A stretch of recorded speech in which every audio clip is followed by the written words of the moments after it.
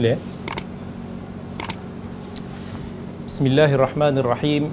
Assalamualaikum warahmatullahi wabarakatuh.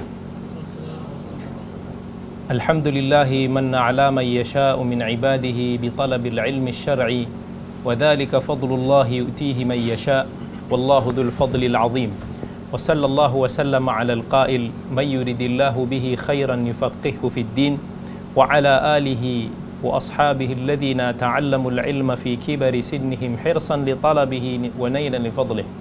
Rabbi shrah li sadri wa yassir li amri wahlul 'uqdatam min lisani yafqahu qawli, amma ba'd. Alhamdulillah, terima kasih banyak diucapkan kepada semua yang hadir pada pagi ini untuk kita makan-makan. Di samping kita makan-makan, kita mungkin saling memperingatkan tentang Allah. Kita menyebut tentang kata-kata Nabi sallallahu alaihi wasallam, yang mana Nabi sallallahu alaihi wasallam sebutkan dalam sebuah hadis yang sahih, tiada satu majlis pun yang diadakan oleh suatu kaum yang mana mereka tidak menggunakan peluang itu untuk memperingatkan tentang Allah dan Rasulnya, maka mereka akan mendapat kerugian, ataupun disebut dalam matan hadis itu kanat alaihim tirah, iaitu yang ditafsirkan sebagai satu penyesalan di akhirat kerana kita tak menggunakan ruang-ruang pertemuan ini untuk kita meraih pahala bersama, saling memperingatkan antara satu sama lain, dan juga saling menambah ilmu kita masing-masing. Allah SWT sebut dalam Quran, fadhakkir fa inna dzikra tanfa'ul mu'minin. Berikanlah peringatan sesama kalian, kerana peringatan itu pastinya akan membawa kebaikan dan manfaat kepada orang-orang yang beriman. Jadi alhamdulillah, terima kasih juga kepada pihak penganjur ataupun mereka-mereka yang telah menjayakan makan nasi lemak kita pada pagi ini. Semoga Allah rahmati, berkati segala usaha kita, segala majlis ilmu kita pada pagi ini. Dan insya-Allah pada pagi ini, mungkin sekadar dalam ruang yang termampu ini, saya akan berbicara tentang satu topik yang diberikan, iaitu golongan yang sedikit. Dan golongan yang sedikit ini kita boleh tafsirkan dengan pelbagai maksud. Sama ada adakah kita sedikit makan, ataupun kita sedikit amalan, ataupun jumlah itu bagaimana, apa yang penting bila mana kita sebut sebagai golongan yang sedikit. Sahabat-sahabat semua yang dikasihi oleh Allah, sunnatullah yang telah Allah tetapkan sebagai satu ujian kepada kita semua. Bila mana kita ini lahir, ramai daripada kita hari ini yang lahir sebagai seorang Muslim, ada yang mencari hidayah, tetapi sunnatullah untuk menguji orang-orang yang beriman. Ya Allah sebut dalam Al-Quran, ahasiban nas ayyutraku ayyaqulu amanna wahum la yuftanun. Adakah manusia itu mengira bahawa mereka boleh mudah-mudah untuk mengaku sebagai orang yang beriman selagi mereka belum diuji? Dan Allah Azza wa Jalla sebut lagi, walaqad fatanna alladhina min qablihim fala ya'lamanna Allah alladhina sadaqu wa la ya'lamanna al-kadhibin. Sesungguhnya telah kami uji umat-umat terdahulu, mereka-mereka yang telah pergi dahulu, supaya Allah tahu siapakah, maksudnya bukan kerana Allah memang tak tahu, Allah tahu, tetapi sebagai satu hujjah di hadapan Allah nanti, siapa daripada kalangan kita yang jujur dalam imannya, dan siapa daripada kalangan kita yang berdusta ataupun menipu di dalam imannya. Ramai daripada kita pada hari ini yang mengaku kita ni sebagai seorang yang mukmin, yang mengaku kita sebagai seorang yang muslim, sebagai orang yang saleh, sebagai orang yang baik, tetapi hakikatnya bila mana kita diuji dengan ujian-ujian yang berat, maka kita gagal untuk menterjemahkan ujian tersebut dalam bentuk keimanan. Pada hari ini kita temu, kalau kita tengok pada hari ini, ujian yang Allah turunkan kepada kita ni begitu dahsyat, yang disebut sebagai fitnah. Fitnah ini kalau kita faham dalam bahasa Melayu, bahasa Melayu ni dia ambil daripada perkataan Arab dan kemudian diubah. Diubah maksud dia lah, fitnah dalam bahasa Melayu ni kita faham orang yang menuduh ataupun kita menohmah seseorang dengan satu tuduhan yang dia tak buat. So itu kita faham sebagai fitnah. Tetapi dalam bahasa Arab bila kita kata fitnah, maka fitnah ini bukan maksudnya tuduhan begitu, tetapi maksudnya adalah satu ujian yang maha dahsyat, yang besar, yang boleh menyebabkan pertumpahan darah berlaku, yang boleh menguji keimanan agama kita, menguji pelbagai sudut. Yang itulah Allah sebut dalam Quran, wal fitnatu asyaddu minal qatl, wal fitnatu akbaru minal qatl. Fitnah itu lebih besar dahsyatnya daripada membunuh. Bukan seperti mana yang sebahagian daripada masyarakat kita faham, oh, orang yang buat fitnah ni dosa dia lebih besar daripada membunuh. Bukan begitu. Tetapi fitnah yang disebut dalam Al-Quran dan difahami dalam hadis-hadis Nabi, bila dikatakan hadis fitan, maksudnya hadis-hadis yang berkaitan dengan ujian-ujian yang maha dahsyat yang mana kita sedang menghadapi dan menempuhinya pada hari ini. Hari ini kita diuji dengan fitnah syahwat. Hari ini kita diuji dengan fitnah ideologi. Hari ini kita diuji dengan fitnah agama. Hari ini kita diuji dengan fitnah kekufuran, fitnah kesyirikan dan pelbagai lagi yang datang daripada depan, kanan, kiri, belakang, atas, bawah kita. Yang susah untuk nak kita melarikan diri daripada fitnah. Dan sedikit demi sedikit fitnah itu masuk dalam hati kita dengan begitu mudah sekali. Sebagaimana kita tengok alat fitnah kepada segala fitnah itu yang kita ada semua pada hari ini, handphone ni semua kita masukkan dalam poket kita. Maksudnya di sebalik kemudahan, manfaat yang kita boleh dapat daripada handphone kita, ini juga boleh menjadi satu bahan fitnah yang besar yang kita sentiasa bawa pada diri kita yang bersama. Dan inilah yang telah membenarkan hadis Nabi SAW sebagaimana yang diriwayatkan oleh Imam Muslim di dalam sahihnya. Tu'radul fitan, sesungguhnya Allah ni beritahu fitnah ini akan dibentangkan di dalam hati-hati kita, seperti mana kalau kita tengok jahitan-jahitan tikar. Sebab tikar pada zaman Nabi ni dia umpamakan macam kita kata benang, tapi bukanlah benang pada zaman tu, mungkin digunakan pelepah ke apa yang dibuat tikar tu kan, dia diselip atas bawah. Kalau mungkin dalam kapet kita hari ni dijahit, ditenun kan. Maksudnya fitnah itu akan masuk kepada diri kita begitu sekali dalam hati kita. Maksudnya dia akan melekat, dia akan rapat, dia akan susah nak diuraikan lagi. Sampai kan Nabi bagi tahu, dan setiap dari fitnah itu mereka yang menerimanya, yang terbabas, yang termakan dalam fitnah itu, mereka akan dititikkan di dalam hatinya dengan satu tumpuk hitam. Setiap kali dia buat satu dosa itu, yang terbabas di dalam fitnah tersebut, dia akan dititik dengan satu titik hitam. Titik hitam itu akan menjadi seperti satu batu hitam yang berkilat. Maksudnya dia akan menjadi begitu solid lah. Dan ada pula mereka yang mengingkari, menolak fitnah itu, menepisnya. Mereka inilah yang Nabi SAW beritahu akan ditumpukkan dalam hati mereka itu tumpukan putih. Yang mana tumpukan putih itu akan berkumpul lagi banyak di menepis fitnah itu, akan jadi hati dia seperti batu putih yang solid, sampai kan dia tidak terkesan lagi dengan fitnah-fitnah itu. Tetapi mereka yang hatinya sudah menjadi hitam seperti batu itu, mereka sudah mula tidak mengenal, tidak tahu membezakan yang mana yang hak dan yang batil, dan mereka tidak lagi mampu untuk menerima kebaikan. Bahkan dalam hadis tersebut menyebut mereka mula akan meninggalkan ingkaril munkar. Mereka sudah mula untuk tidak mengingkari perkara-perkara kemungkaran yang berlaku. So inilah kesan ataupun bahana fitnah.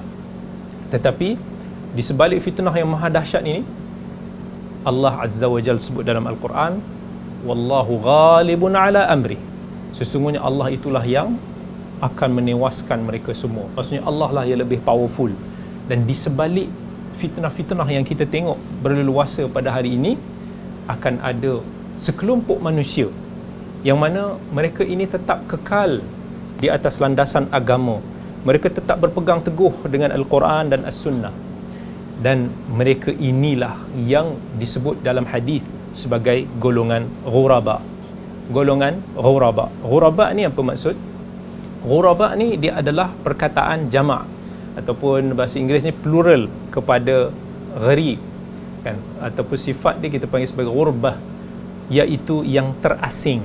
Yang terasing. Sebab ghurbah ni ataupun gharib dalam bahasa Arab ni dia merujuk kepada orang yang menjauhi, orang yang menjauhi daripada tempat kediaman dia, daripada kampung halamannya, daripada negara kelahiran dia.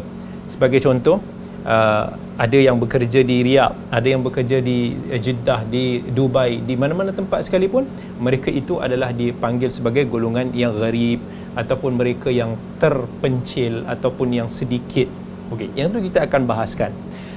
Jadi ghurbah ini dia mesti ada satu feeling yang mana kita ni rasa diri kita lebih lemah, diri kita mungkin minoriti, mungkin diri kita rasa janggal, rasa asing, rasa takut untuk nak melakukan sesuatu yang di luar daripada kebiasaan kita. Saya bagi contoh, saya dulu misal kata pernah duduk di luar negara, misal kata di Arab Saudi saya pernah duduk hampir 10 tahun lamanya. Jadi perasaan masa kita duduk di bumi Arab Saudi, di luar daripada negara kita, walaupun dia adalah negara Islam, walaupun mungkin ada masjid-masjid, mungkin ada majlis-majlis ilmu, tetapi perasaan dia tidak akan sama macam mana kalau saya duduk di Malaysia. Di Malaysia ini kita rasa seperti tempat kita sendiri. Kita nak berhubungan, kita nak buat masalah ataupun kita nak selesaikan masalah, nak pergi berurusan dengan mana-mana pusat pentadbiran kerajaan dan sebagainya, kita rasa comfortable sebab ini kita rasa tempat kita. Tapi bila berlaku satu masalah dekat sana, kita akan rasa macam alamak, ada something yang tak cukup, yang kita rasa tak begitu selesa perasaan itu. Ada perasaan takut ataupun perasaan rasa janggal kalau kita nak buat itu, nak buat ini, tak seperti mana kita berada di tempat kita sendiri. Itulah perasaan orang yang menjadi terpencil, terasing ataupun disebutkan sebagai al-ghurbah. Dan ghurbah ini ada disebutkan dalam hadis Nabi sallallahu alaihi wasallam. Diriwayatkan dalam hadis Ibnu Mas'ud radhiyallahu anhu, bahkan daripada jamaah daripada sahabat-sahabat Nabi sallallahu alaihi wasallam, yang diriwayatkan oleh al-Imam Muslim rahimahullah. Hadis ini tidak diriwayatkan oleh Al-Imam Al-Bukhari, tetapi diriwayatkan oleh Imam Muslim secara bersendirian. Yang mana dalam hadis Bukhari dan Muslim ni, sebagai satu faedah sampingan, ada hadis-hadis yang sama Sahih Muslim, yang sama di dalam Sahih Bukhari, yang itu kita panggil sebagai hadis muttafaqun alaih, hadis yang disepakati oleh Al-Imam Al-Bukhari dan Muslim untuk mengeluarkan dalam kitab sahih mereka. So this is the highest level of authority dalam bidang hadis. Bila kita kata hadis muttafaqun alaih, hadis yang diriwayatkan Bukhari dan Muslim yang disepakati bersama. Mungkin lafaznya sikit-sikit berbeza pun boleh jadi, tetapi umumnya hadis itu adalah hadis yang sama. Ada hadis yang mana Imam Al-Bukhari sahaja riwayatkan, Imam Muslim tak riwayatkan, dan ada juga hadis yang Imam Muslim sahaja yang meriwayatkan, Imam Bukhari tak meriwayatkan. Jadi dalam hadis ini Nabi sallallahu alaihi wasallam bersabda, "Bada'al Islamu ghariban wa sayaudu ghariban kama bada' fatuba lil ghuraba." Sesungguhnya Islam itu bermula secara terasing, kan, secara gharib, secara ghurbah, dan kemudian Islam itu akan kembali menjadi asing semula. Dan kemudian Nabi SAW sebut fatuba lil ghuraba. Tuba itu boleh kita terjemahkan secara umum, alangkah beruntungnya, alangkah bertuahnya mereka yang termasuk dalam golongan ghuraba itu. Walaupun ada di sana sebahagian tafsir yang sahih daripada beberapa sahabat Nabi, umpamanya daripada Ibn Abbas, yang mengatakan bahawa tuba itu adalah satu pohon di syurga. Ada juga yang berkata bahawa tuba itu satu tempat yang istimewa di syurga. Tetapi tuba ini juga dalam Quran digunakan perkataan tuba ini juga bermaksud yang baik. Maksud secara umum baik, kita kata itu adalah pohon di syurga, kedudukan di syurga ataupun di dunia sekalipun, maka itu adalah satu ganjaran ataupun balasan yang baik Allah nak bagi kepada orang yang termasuk dalam kalangan orang ghuraba ini. Jadi kita akan tertanya-tanya, siapakah golongan ghuraba ini? Sebab ramai orang dia akan menggunakan ataupun salah guna istilah ghuraba. Kita akan tengok ajaran-ajaran sesat pun dia akan kata kamilah golongan ghuraba itu. Sesiapa pun dia akan kata kamilah golongan ghuraba itu. Kalau kita tengok di Malaysia, ada golongan ajaran sesat yang difatwakan sesat sekalipun, mereka ni mungkin tak ramai. Mereka ni adalah pengikut-pengikut beberapa puluhan orang atau beberapa ratus orang. Mereka akan kata kamilah ghuraba dalam hadis itu sebab kami sikit, majoritinya ramai, kan? Even kalau kita tengok dalam kalangan mana-mana kelompok, even dalam kalangan mereka yang berdiri teguh di atas sunnah pun akan ada sebahagian yang dia kata tak, manhaj kamilah yang ghuraba sebab kami lebih sikit. Biar. So atas salah faham ini, ramai orang yang ambil mudah perkataan ghuraba, ditempelkan kepada kelompok mereka, dan pada masa yang sama juga ada yang menjadikan dia sebagai satu alasan untuk kita tidak berusaha. Apa maksud dia? Maksudnya dalam dakwah ni Allah SWT contohnya disebut Allah kata agama Islam ni adalah diutuskan untuk manusia kafatan, untuk manusia semua. Bahkan Allah mengutuskan Nabi SAW sebagai satu rahmatan lil alamin, untuk manusia. So, secara umumnya, secara ramai keseluruhannya. Maksudnya apa yang Allah nak sampaikan pada kita adalah Allah nak kita berusaha untuk nak sampaikan agama Islam ini secara bersungguh-sungguh, meluas, biar ramai orang tahu di pelosok seluruh tempat. Itu yang kita usaha untuk nak capai. Tetapi akan ada mereka yang kata tak apa, no problem, ramai orang tak ikut kita pun tak apa, kebenaran itu tidak diukur dengan jumlah pengikut. Betul, kata-kata itu betul, tetapi tidak menjadikan itu sebagai satu alasan untuk kita tidak meraihkan tata cara ataupun hikmah kita dalam berdakwah. Ada orang dia bila berdakwah dia tak kisah hikmah tak hikmah. Dia kata kalau kita rasa benar, kita kena sampaikan benar walaupun pahit, kita ikut cara kita. Dan bila orang tak nak ikut, dia kata tak apa, kita adalah golongan ghuraba. Itu biasa-biasa yang kita akan selalu dengar. Mereka yang menggunakan salah faham istilah ghuraba ini pelbagai. Sebab tu kita penting untuk nak kita faham siapakah golongan yang sedikit itu. Jadi di sinilah kita sambil kita makan, maka kita akan bicara tentang golongan itu. Kita tengok dalam konteks hadis Nabi sallallahu alaihi wasallam. Dalam hadis Nabi sallallahu alaihi wasallam, dalam hadis yang sama tetapi dalam riwayat al-Imam Ahmad, Nabi SAW ditanya, qila man ya Rasulullah, man humul ghuraba? Sahabat bertanya, wahai Rasulullah, siapakah golongan ghuraba itu? Itu yang Nabi SAW perincikan, siapakah golongan terasing itu, supaya kita tidak mudah-mudah untuk menyalahguna ataupun menyelewengkan maksud tafsiran al-ghuraba. Jadi Nabi kata alladzina yuslihuna idza fasadan nas. Alladzina yuslihuna idza fasadan nas, iaitu mereka yang melakukan islah. Melakukan islah maksudnya memperbaiki. Dalam itu nanti akan masuklah banyak maksud daripada golongan yang mengislah itu apa? Yang mengislah manusia ketika mana mereka sudah rosak. Islah. Okey, perhatikan, saya nak ajak sahabat-sahabat semua, teman-teman semua untuk tengok dalam hadis ni. Allah gunakan perkataan alladzina yuslihun. Nabi SAW tak kata hum as-salihun. Nabi tak kata mereka adalah orang-orang yang saleh. Beza. Tapi Nabi kata mereka yang mengislah. Apa beza dia? Orang yang saleh, mereka yang saleh itu pada diri mereka. Orang yang mungkin baik, orang yang mungkin jaga ibadat dia, mungkin jaga muamalat dia, dia orang yang insya-Allah menjaga pantang larang dalam agama ni, itu adalah orang yang saleh. Tetapi orang yang saleh itu tidak semestinya mereka ini ada ciri islah. Contohnya mereka itu baik, tapi bila kata nak nasihat orang, tak apalah, biarlah. Ataupun dia tak ada kesungguhan itu untuk melakukan islah, nak mengubah, nak menyampaikan nasihat, nak mengajak ke arah kebaikan, nak mencegah daripada kemungkaran. Itu ciri-ciri islah. Ketika kita melihat ada sahabat kita yang melencong, kita tarik balik tangan dia. Kalau kita melihat anak isteri kita mungkin ada melanggar pantang larang agama, kita nasihat mereka. Kita melihat masyarakat, kita melihat sesiapa di sekeliling kita, kita cuba untuk nak mengajak dia ke arah kebaikan, memperbaiki mereka. Itulah yang kita panggil sebagai islah.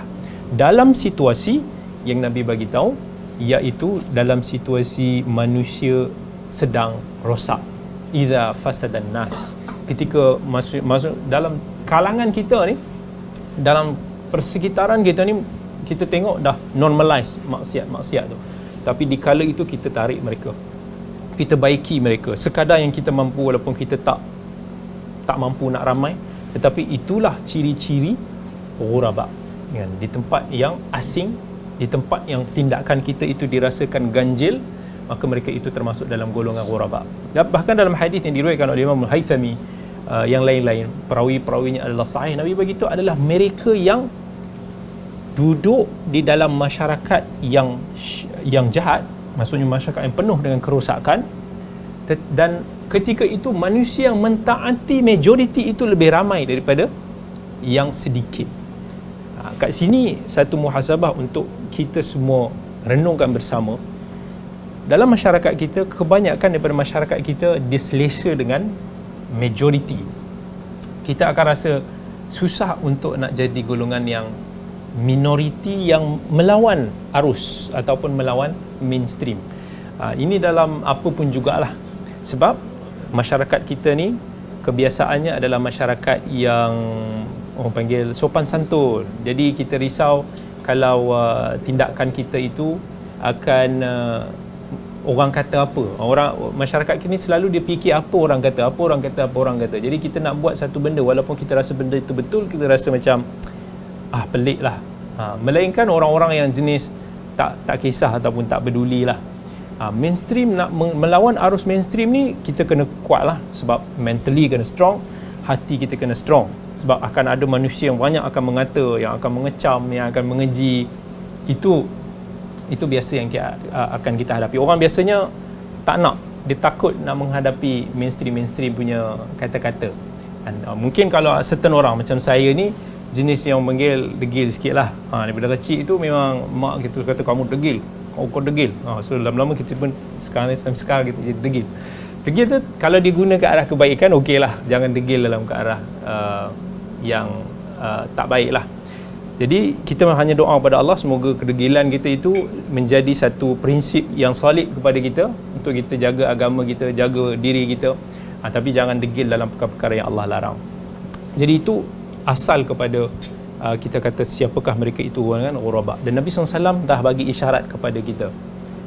Sebagaimana Islam pada permulaan itu, pada zaman Nabi, pada zaman sahabat, mereka merasakan perasaan-perasaan terpencil itu dalam menyampaikan Islam, dalam berinteraksi dengan wahyu.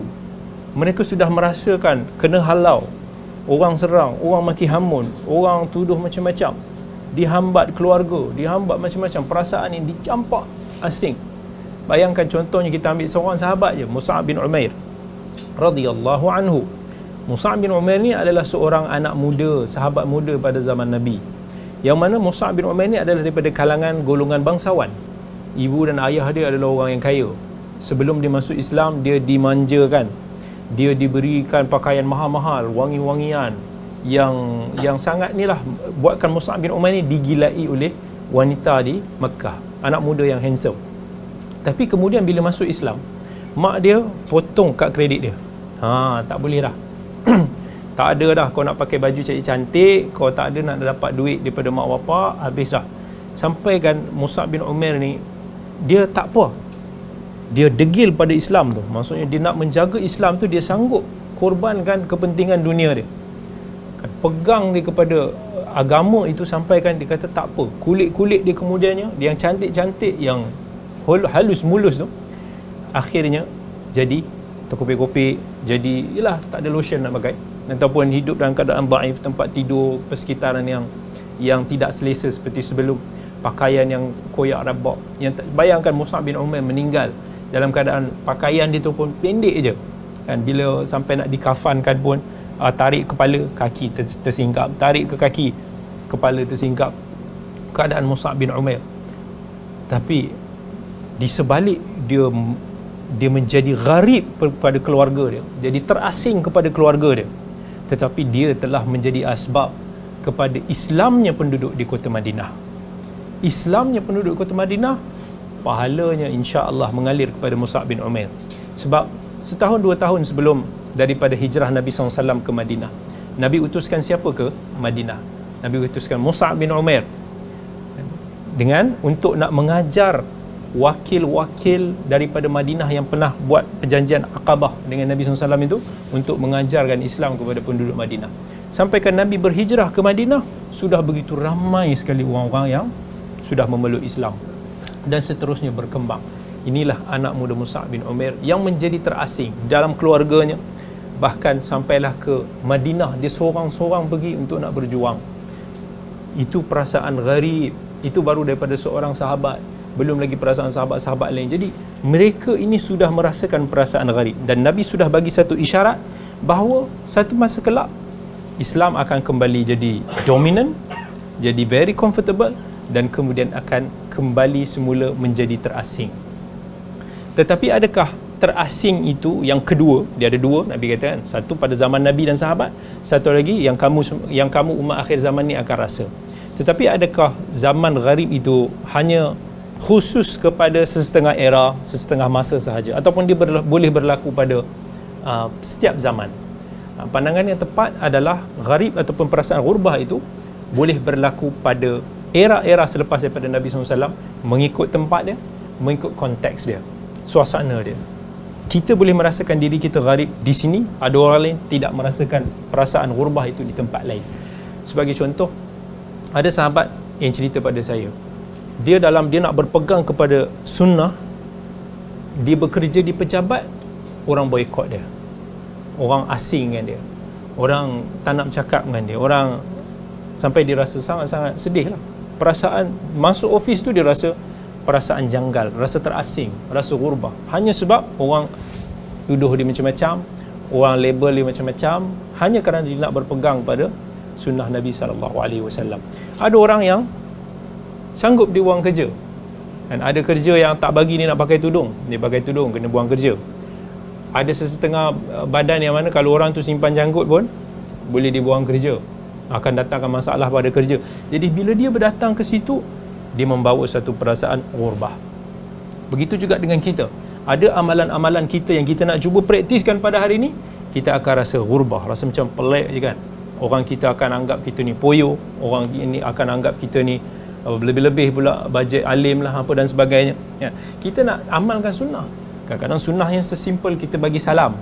Dan Nabi dah bagi tahu pada akhir zaman nanti manusia tidak akan bagi salam lagi melainkan hanya kepada mereka yang kenal sahaja. So hari ni kita jadi umat yang kalau kita bagi salam, kita tengah jalan kat mall tiba-tiba bagi salam kat pakcik sebelah tu, ish, apa hal ni? Kau kenal aku ke? Kita pun dah rasa macam perasaan yang pelik. Aku nak salam ni, dia kata apa hal pula ni kan? So kita nak amalkan sunnah yang Nabi kata afshus salam, sebarkanlah salam tu, kita dah rasa satu perasaan ghurbah dalam diri kita. Kalau kita nak jelaskan setengah fatwa ataupun pandangan pun, kita boleh rasa perasaan ghurbah. Misal kata, bila saya ada pernah sebut dalam satu video yang tersebar lu pasal pandangan saya mengatakan kita tidak mengucapkanlah tak wish Merry Christmas kan pada orang-orang Kristian, tapi kita dah sebut dah tentang pentingnya Islam bertoleransi, tentang macam mana fiqh ta'ayush, cara kita hidup dengan non-Muslim dan sebagainya. Tetapi hanya kerana akhirnya kita berpegang pada pandangan tak boleh sebut, maka pandangan itu pun telah diambil ataupun dijadikan sebagai satu pelik. Ini satu benda yang pelik. Lagi-lagi sometimes kita akan mendapati ada scholar-scholar yang beritahu boleh ataupun harus. Setengah itu dia akan menjadi konteks begitu. Kita nak, ketika kita tengah meeting, tiba-tiba kita nak berhenti untuk solat, pun kadang-kadang kita rasa macam, kan aku cakap aku nak pergi solat, rasa macam pelik pula dia orang ni kata aku ni alim sangat ke apa kan. Perasaan-perasaan ghurbah ini boleh hadir pada mana-mana tempat dan juga boleh hadir pada mana-mana situasi, bergantung pada keadaan dan persekitaran kita. Mungkin kita di sini lebih baik daripada umat Islam minoriti di negara barat yang hidup di sana. Mungkin walaupun di dalam Malaysia ini adalah negara Islam, setengah amalan yang kita nak jaga, yang kita rasa inilah amalan sunnah Nabi SAW yang kita nak pelihara, kita boleh jadi terasing juga di tempat sendiri. Jadi ghurbah ini satu perkara yang pasti kita semua akan hadapi. Tapi Nabi SAW doakan, faduba lil ghuraba, orang-orang begini jika mereka berdiri di atas agama, di atas sunnah, maka mereka akan menjadi orang yang bertuah. Dan Syekhul Islam Ibn Taymiyah rahimahullah, dia kata manusia ini hanya akan ditimpa fitnah bila mana mereka melanggar perintah Allah. Once kita mula melanggar perintah Allah, ketika itu agama kita akan diuji dengan fitnah yang dahsyat. Kita tak akan mendapati orang-orang yang melencong, orang yang selalu mengabaikan agama mereka, solat ke dan sebagainya. Mereka inilah yang akan diuji dengan begitu dahsyat dalam kehidupan mereka, dalam agama mereka. Tapi kalau kita tengok generasi sahabat, yang kita panggil generasi sahabat dalam berbicara tentang ghurbah ini, kita panggil sebagai ghurbatun mithaliyah. Ghurbatun mithaliyah, contoh yang kita boleh ambil teladan ghurbah itu, mana yang kita nak contoh? Kita kena contoh ghurbah pada zaman Nabi SAW. Sebab para sahabat Nabi SAW mereka menempuhi kehurbahan ini, mereka menempuhinya untuk apa? Untuk berinteraksi dengan wahyu, untuk membela wahyu, untuk menyampaikan wahyu kepada kita. Itulah ghurbah yang dihadapi, ditempuhi oleh para sahabat radhiyallahu anhum. Mereka value, mereka hargai wahyu yang diturunkan kepada mereka itu. Mereka tahu, mereka hidup dengan wahyu, mereka bernafas dengan wahyu. Berbeza dengan kita, sangat beza orang yang mewarisi daripada orang yang memang menempuhi sesuatu perkara. Saya bagi satu contoh yang mudah. Hari ini ibu dan ayah berusaha keras untuk nak mengumpulkan harta. Kita kata kita nak kumpul harta untuk kesenangan keluarga kita, untuk kemudahan anak-anak kita, untuk satu masa kelak bila kita mati, kita tak meninggalkan anak kita ni susah. Kebanyakan mak ayah yang kaya raya, begitulah dia punya impian dan niat. Tetapi cuba kita tengok pada hari ini, berapa ramai anak-anak yang mewarisi kekayaan ibu dan ayah. Dia dapat macam tu je, tetapi mereka tidak value harta tersebut sebagaimana yang mak dan ayah yang berusaha cari. Sebab mak ayah dia tahu, okey, aku dulu hidup susah, sekarang aku bekerja keras, aku menempuhi pelbagai ujian untuk nak kumpul harta ini. So aku nak bagi pada anak. Anak-anak pula hidup selesa daripada kecil, dapat pula bila mati free, harta-harta yang free, gembira pula bila mak ayah dia mati supaya dia boleh dapat harta yang percuma. Tetapi mereka tidak hargai kesusahan ibu dan ayah mereka. Sampai kan mereka akan jadi apa? Tu yang bagi tahu, generasi ibu dan ayah, generasi yang mengumpulkan harta, generasi anak dijoli harta, dibagi pula pada cucu, cucunya habiskan harta. Sebab itu orang kata penangan benda-benda percuma, manusia akan kurang menghargai. Dan begitu jugalah yang kita kata perumpamaan kepada aspek iman, kepada aspek agama kita. Generasi dahulu berjuang, yang mana kita pada hari ini berhasil mendapat agama, kita berhasil mendapat Islam itu melalui darah mereka, melalui mayat-mayat mereka. Generasi para sahabat, para tabi'in, mereka yang berperang untuk nak menyampaikan agama ini kepada kita, menempuhi sifat ghurbah ini untuk nak sampai kepada kita. Tetapi hari ini kita tidak menikmati perkara tersebut. Bila kita dengar kalamullah, kita mendengar hadis Nabi SAW, kita rasa biasa je. Betul kan? Kita akan rasa macam tak ada apalah. Macam perasaan kita dengar kata-kata orang biasa. Tetapi berbeza dengan sahabat Nabi SAW, betapa mereka appreciate wahyu, betapa mereka appreciate even hadis Nabi SAW. Bila Allah Subhanahu wa taala turunkan ayat, ya ayyuhalladzina amanu la tarfa'u aswatakum fawqa sautin nabi. Wahai orang-orang yang beriman, dalam surah Hujurat ayat 2, janganlah kamu naikkan suara kamu melebihi, mengatasi suara Nabi. Sahabat bila didengar tentang ayat ni, salah seorang sahabat nama dia Thabit bin Qais, dalam hadis riwayat Al-Bukhari, Thabit bin Qais lari balik rumah, masuk dalam rumah dia menangis. Lepas tu Nabi cari, mana Thabit bin Qais? Mana Thabit bin Qais? Sahabat kata, kami tak tahu. Dia duduk berkurung kat rumah dia, tapi kami tak dengar pula dia sakit. So Nabi hantar sahabat dia, kata, cuba tanya apa khabar Thabit bin Qais. So sahabat ni pergi jumpa, ketuk pintu rumah dia, tengok-tengok dia buka pintu tu dalam keadaan nampak kesan-kesan dia menangis. Dia kata, wahai Thabit, kenapa kau menangis? Maksudnya ada family yang meninggal ke? Ataupun kamu sakit ke? Thabit bin Qais kata, sesungguhnya bila aku dengar ayat yang tadi, ya ayyuhalladzina amanu la tarfa'u aswatakum fawqa sautin nabi, aku rasa habis aku. I'm a dead man. So Allah sebut dalam ayat tu, wala tajhar lahu bil qawli kajahri ba'dikum li ba'din an tahbata a'malukum. Maksudnya apa implikasi dia? Kamu punya amalan akan dihapuskan dan kamu akan masuk dalam neraka. Thabit bin Qais, dia rasa ayat itu ditujukan kepada dia. Dia rasa akulah insan itu, sebab akulah biasanya suara aku jenis vokal, suara aku jenis kuat. Memang manusia ni dia kadang-kadang dia bukan nak menjerit, Tapi cakap dia tu kuat. Kita pun kata slow down. Tak, itu yang paling slow. Itu paling slow dia boleh buat. Kalau orang Arab, orang-orang Mesir. Orang Mesir ni kadang-kadang kita kata, ni asyik cakap macam nak bergaduh je kan. Suara kuat. Oh, antar ya Zee. Malih. Itu semua tak malih. Dia semua cakap dia macam kita kata. Macam kurang ajar. Tapi sebenarnya tak. Itu dia punya bahasa, dia punya nature dia macam tu.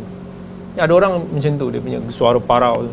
So dia kata, mungkin akulah min, habislah amalanku, aku adalah ahli neraka. Dia sendiri telah menghukum dia sebagai ahli neraka kerana dia begitu terkesan dengan ayat itu, yang dia rasakan impact tu pada diri dia. So dia down, dia depress. Sampailah sahabat tu kembali kepada Nabi. Dia bagi tahu, Thabit bin Qais kata macam ni. Nabi SAW bagi tahu, tak, dalam riwayat lain pergi bagi tahu dia bahawa dia adalah ahli syurga. So bila bagi tahu kat dia, betapa gembiranya dia, subhanallah. Bayangkan, di kalangan para sahabat tu dia tahu Nabi bagi tahu si fulan daripada ahli syurga. Betapa kita akan tengok dia dengan satu pandangan yang masya-Allah, alangkah beruntungnya orang macam ni. Kita ni kalau berkawan dengan orang-orang yang saleh, kita kenal sahabat-sahabat kita yang saleh ini, itu pun kita dah cukup, wow, baiknya dia ni, rajinnya dia, kan bagus kalau aku jadi macam dia. Bayangkan orang yang telah dinaskan oleh Nabi SAW sebagai penghuni syurga. Macam manalah perasaan kita ketika itu.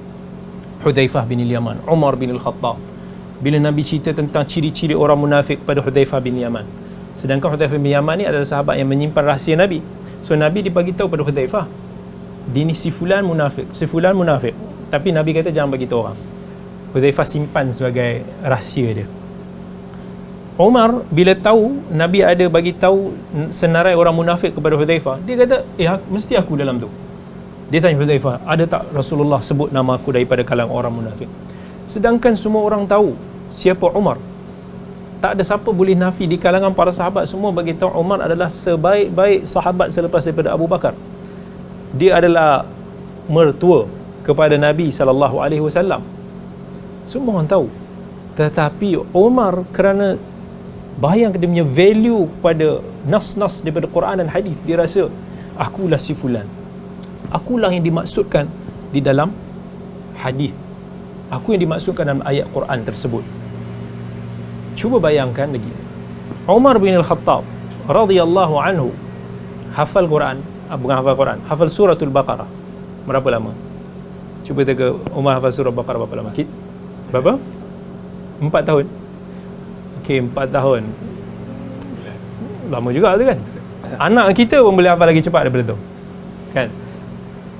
Umar bin Al-Khattab hafal surah Al-Baqarah dalam tempoh 10 tahun. 10 tahun dia hafal. Maksudnya tak semua sahabat yang hafiz. Maksudnya kita kata hafiz, macam mana hafiz istilah yang macam tu. Tapi Umar bin Khattab hafal 10 tahun. Apa yang menyebabkan Umar bin Khattab hafal begitu lambat? Sebab dia sibuk buat benda lain kan? Memahami dan juga beramal. Betul. Sebab para sahabat, cara mereka berinteraksi dengan nas berbeza dengan kita. Dalam hadis Abdurrahman As-Sulami, Abu Abdurrahman As-Sulami, dia bagi tahu, haddathana alladhina kanu yuqri'unana al-Quran ka Uthman bin Affan wa Abdullah bin Mas'ud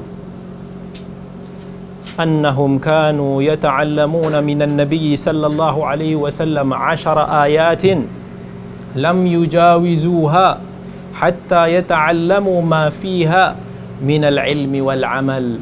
Qalu fata'allamna al-Qur'ana wal ilma wal amala jami'a.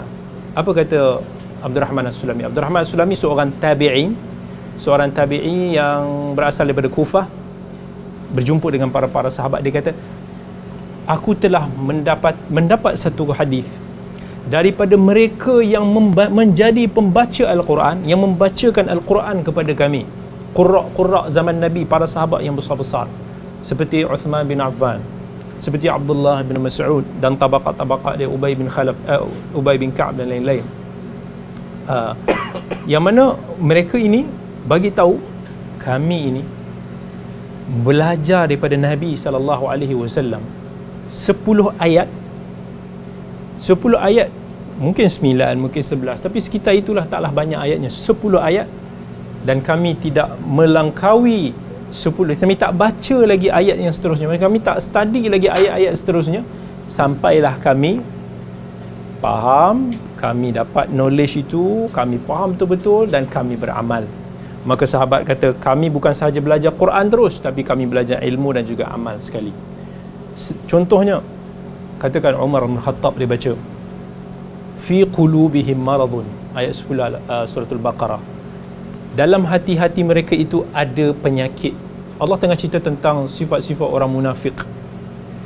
Maka Umar dibaca fi qulubihim maradun, di stop maksudnya dia akan cuba, siapa hati yang sakit ni, apa ciri-ciri yang penyakit ni, siapa munafik ni, adakah aku termasuk dalam itu, macam mana aku nak elakkan daripada terjerumus dalam orang-orang yang penyakit hatinya seperti orang munafik ini. Dia berhenti dulu sampai dia faham, sampai dia amalkan, dan dia move. Bukan bererti maksudnya Umar atau sahabat-sahabat ni dia tak baca qiraat untuk nak khatam ataupun dalam solatnya nak baca panjang-panjang, bukan itu maksudnya. Maksudnya mereka ini tidak menjadikan Al-Quran ini sebagai satu yang kita hanya macam tu sahaja, tanpa penghayatan. Sahabat bila dia belajar betul-betul. Dia hafal dengan ilmu dan amal. Berbanding kita pada hari ini. Hari ini kalau kita tengok mana anak kita hafal Quran, dan ada tak sahabat-sahabat sini yang hantar anak-anak dia tahfiz atau buat hafal Quran? Ada tak? Kalau ada, mesti antara soalan dia, abang dah berapa juzuk dah hafal? Kakak, dari bulan lepas dah hafal juzuk ni, bulan ni masih lagi juzuk ni. Kita akan rasa macam slownya anak kita hafal. Kita nak dia hafal cepat-cepat, kan? Sebab apa?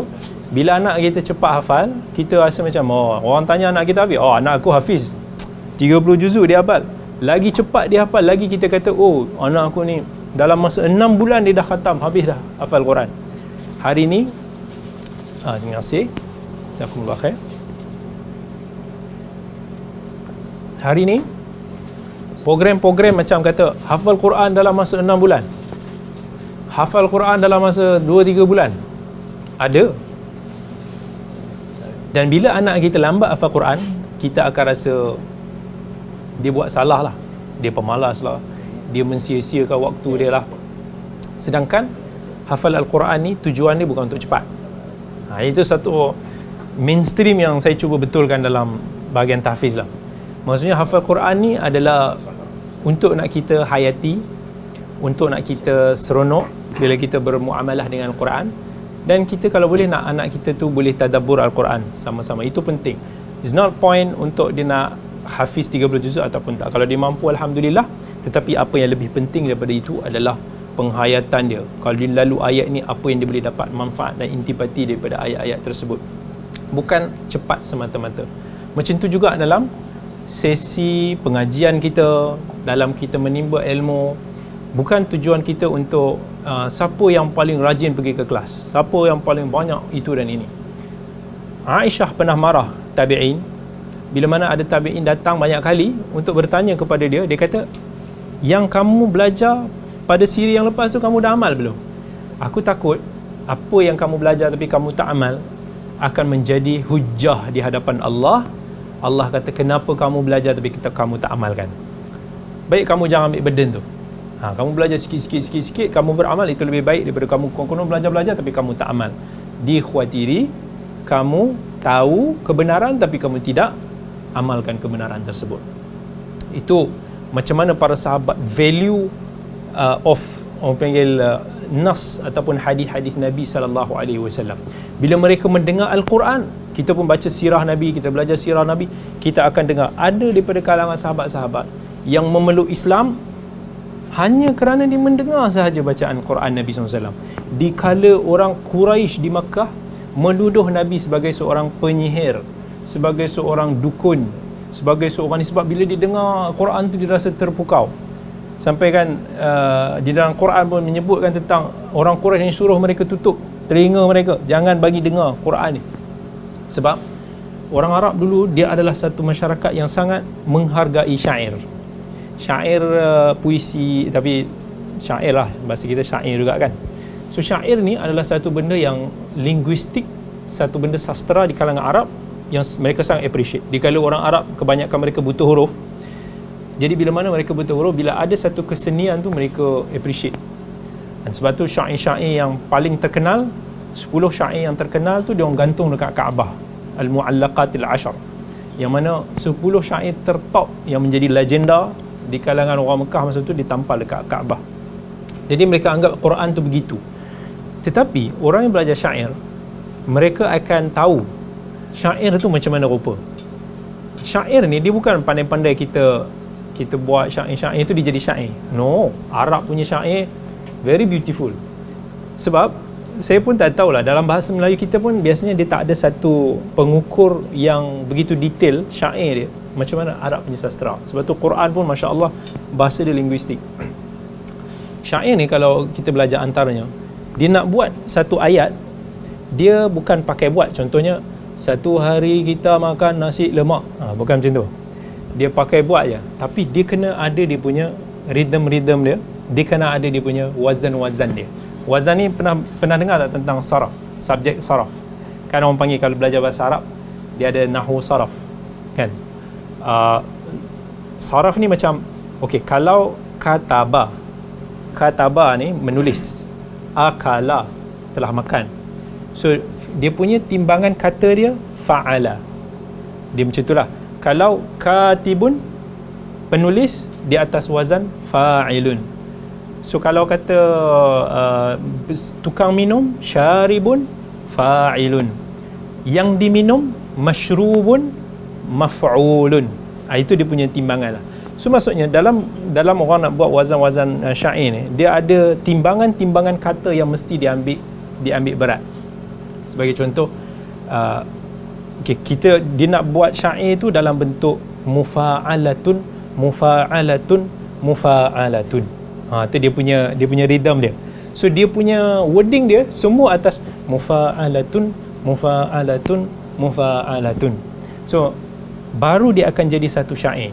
So Arab ni, contoh kalau atas wazan mufa'alatun, ada satu syair tentang pembebasan lah, tentang peperangan dan pembebasan. Dia kata, walil hurriyatil hamra ibabun bikulli yadin mudarrajatin yudaqqu. Okey, walil hurri mufa'alatun, walil hurriyatil hamra mufa'alatun, babun mufa'alatun, bikulli yadin mufa'alatun, mudarrajatin mufa'alatun, yudaqqu mufa'alatun. So ada syair lain, contohnya dia tak ada makna apa-apa sangat lah, dia cerita pasal orang suka gosip kat pasar-pasar. Dia apa dia? Wana sutar mufa'alatun, jimjamali mufa'alatun, fisuqi wana sutar jimjamali, wana sutar mufa'alatun, jimjamali mufa'alatun, fisuqi bil mufa'alatun, bil qulqulali mufa'alatun. Macam itulah dia punya rhythm dia. Wal kullu ka'ika khalfi wa min huwailali, walakin ma syai'tu hariban min khasyatil qanqali. Itu dia punya konteks syair. Tapi bila orang dengar Quran, dia akan tahu, this is not syair. Definitely, sebab Quran tu dia bukan dia buat atas bentuk syair. Tapi bila dia orang dengar, dia punya tahap terpegun tu, orang pakar-pakar bahasa sastra pada zaman Arab tu, wow, dia akan kata, macam mana dia bukan syair, tapi dia sangat-sangat memukai. Dia tak menepati rukun-rukun syair ataupun sastra bahasa kita. Abasa wa tawalla an ja'ahul a'ma wa ma yudrika la'allahu yazakka wadduha wal laili idza saja. Macam tu. Dia ada dia punya, tapi dia tak mengikut rhythm syair, tapi macam mana dia punya wording tu very indah. So benda tu betul-betul orang yang memahami dan melalui zaman itu, dia sangat-sangat appreciate. Jadi para sahabat dia appreciate nas, dia appreciate Quran, dia appreciate hadis berbanding dengan kita pada hari ni. Kita bila mungkin bahasa Arab kita pun tak begitu kuat, bukan saya kata pada semua, saya sendiri pun agama kita pun yang kita lalui ini hanyalah seperti satu pusaka, satu harta yang kita dapat daripada generasi dahulu yang kita tak appreciate. Kalau kita hilang pun hilang lah, ataupun kita rasa tak apalah, kita ambil mudah, kita tak merasai penat jerih peluh orang-orang dulu, darah-darah yang mereka tumpahkan untuk nak sampaikan agama itu kepada kita. Tetapi hari ini manusia terbalik. Ghurbah orang yang dilalui oleh zaman dulu, hari ini kita cuba hilangkan ghurbah itu. Macam mana? Masyarakat kita, kalau kita tengok umat Islam pada hari ini, yang diacu dengan ideologi, doktrin-doktrin, fitnah-fitnah yang maha dahsyat sekarang ni. Kita tengok fitnah LGBT, fitnah dosa-dosa yang lain-lain ni semualah. Ketika dunia cuma nak normalize benda ni, umat Islam try to be untuk nak assimilate dengan this kind of culture, ideologi. Kita cuba untuk nak bagi tahu Islam ni taklah macam ni sangat. Kita akan cuba untuk menunjukkan Islam dengan mereka ni macam selari, sejajar. Saya ambil satu contoh. Jangan tanya saya hukum dia, sebab it's very confusing. Tengok, zaman dulu para ulama hampir ataupun kita kata bersepakat mengatakan muzik is haram. Pernah dengar tak? Kan? Para ulama mengatakan bahawa muzik is haram pada zaman imam yang 4. Bayangkan daripada zaman Al-Imam Abu Hanifah, daripada zaman Imam Malik, kemudian zaman Imam Syafi'i, sampai zaman Al-Imam Ahmad dan para ulama-ulama yang lain. Sangat sikit lah yang mana yang bagi tahu tak haram. Masuk ke zaman sekarang, yang mana zaman sekarang ni, kalau saya kata haram, habis orang akan kata dia ni syadid ni, ataupun dia ni ekstrim ni. Dan kita nak bagi tahu haram tu pun rasa macam tak boleh bagi tahu macam ni, orang kan tak faham kenapa pula. Terbalik, sampaikan sekolah-sekolah pada hari ni ramai yang mengatakan harus pula. How the challenge yang berubah daripada satu zaman ke satu zaman yang berubah, boleh berubah dia punya hukum dia. Ramai hari ni akan kata harus. Kalau saya kata contohnya, kalau saya kata haram sekalipun, orang kata tak, mufti ni kata harus, mufti ni kata harus, syekh ni kata harus. Nampak tak bagaimana kita nak dalam keadaan, at the end kita akan cakap it's okay. Kalau kita cakap benda ni, orang kata kita syadid. So akhirnya kita akan kata harus. Tak apalah harus, tapi syarat itu dan ini.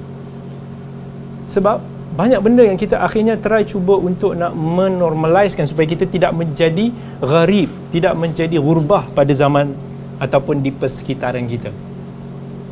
Itu cabaran yang besar yang kita sedang hadapi. Macam mana kita nak hidup? Sekarang ni anak-anak kita sedang menghadapi cabaran LGBT. Dan ini kita cerita cabaran besar lah. Yang cabaran kecil ni banyak lagi. Cabaran LGBT. Kalau kita pergi ke banyak negara-negara kat dunia, mereka seolah-olah dipaksa untuk menerima ideologi ni. Itu yang pelik. Padahal mereka minoriti. Tetapi minoriti dalam bab dia mengalahkan majoriti. Sampai kalau di Western, di Europe, di certain negara, kalau kita try cakap sesuatu yang against mereka punya this kind of ideology, kita akan dikenakan tindakan lah. Dan benda ni begitu kuat sampai ke orang Islam yang hidup di negara barat pun akan rasa they have to normalize this, they have to participate dalam ideologi supaya mereka tak rasa terasing. Masa saya pergi ke Melbourne dalam 2-3 tahun lepas, atau sebelum Covid lah, 2019, jumpa dengan masyarakat kat sana, mak ayah yang macam yang kerja migrate kat sana, Masya Allah lah, very orang yang minat pasal agama. Tapi anak-anak mereka masuk ke sekolah-sekolah yang assimilate dengan orang-orang kat sana. Anak-anak ni is different daripada parent. Mak ayah suka kuliah, anak-anak tak suka kuliah.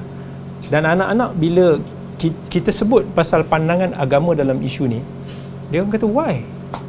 So they are good people. Kita kata yeah, they are good people, but okay, dalam hadis dia ada beza. Orang baik dan maksiat ni kata, but they are no harm for me. Dia sendiri dah rasa macam pelik dengan ideologi Islam. How pandangan-pandangan Islam ini, hukum hakam ini sudah menjadi gharib, sudah menjadi terasing. Macam mana? Sebab tu bila kita nak hidup di zaman yang kita nak bagi tahu kebenaran, di zaman ini pun sangat susah. Kalau Facebook sendiri pun, kalau kita tulis apa-apa yang menghentam mereka punya polisi, kena ban. Dan tulis pasal LGBT, tulis pasal kecaman pada Israel, tulislah pasal let's say isu-isu misal kata vaksin COVID dan sebagainya, mereka ban. Sebab itu against mereka punya polisi yang tertentu. So orang yang bercakap certain isu pasal tu dianggap sebagai satu golongan yang gharib ataupun terpencil. Ini benda yang kita sedang hadapi pada zaman sekarang. Bukan pada kalangan orang non-Muslim, tapi even kalangan orang Islam sendiri pun kadang-kadang bila kita nak sampaikan tentang sunnah, nak sampaikan nasihat kebenaran, dia ni sekian, dia ni kena siapa yang kuat dia go through, siapa yang tak kuat, so okay lah, I don't want to talk more, alas lah nanti. Kan dia akan di zaman yang macam Nabi SAW sebut bagai menggenggam bara api. Dalam hadis riwayat Tirmizi dan Abi Daud, fa inna min waraikum ayyamas sabr, akan datang satu masa kelak, satu hari yang penuh dengan kesabaran, yang kita kena bersabar.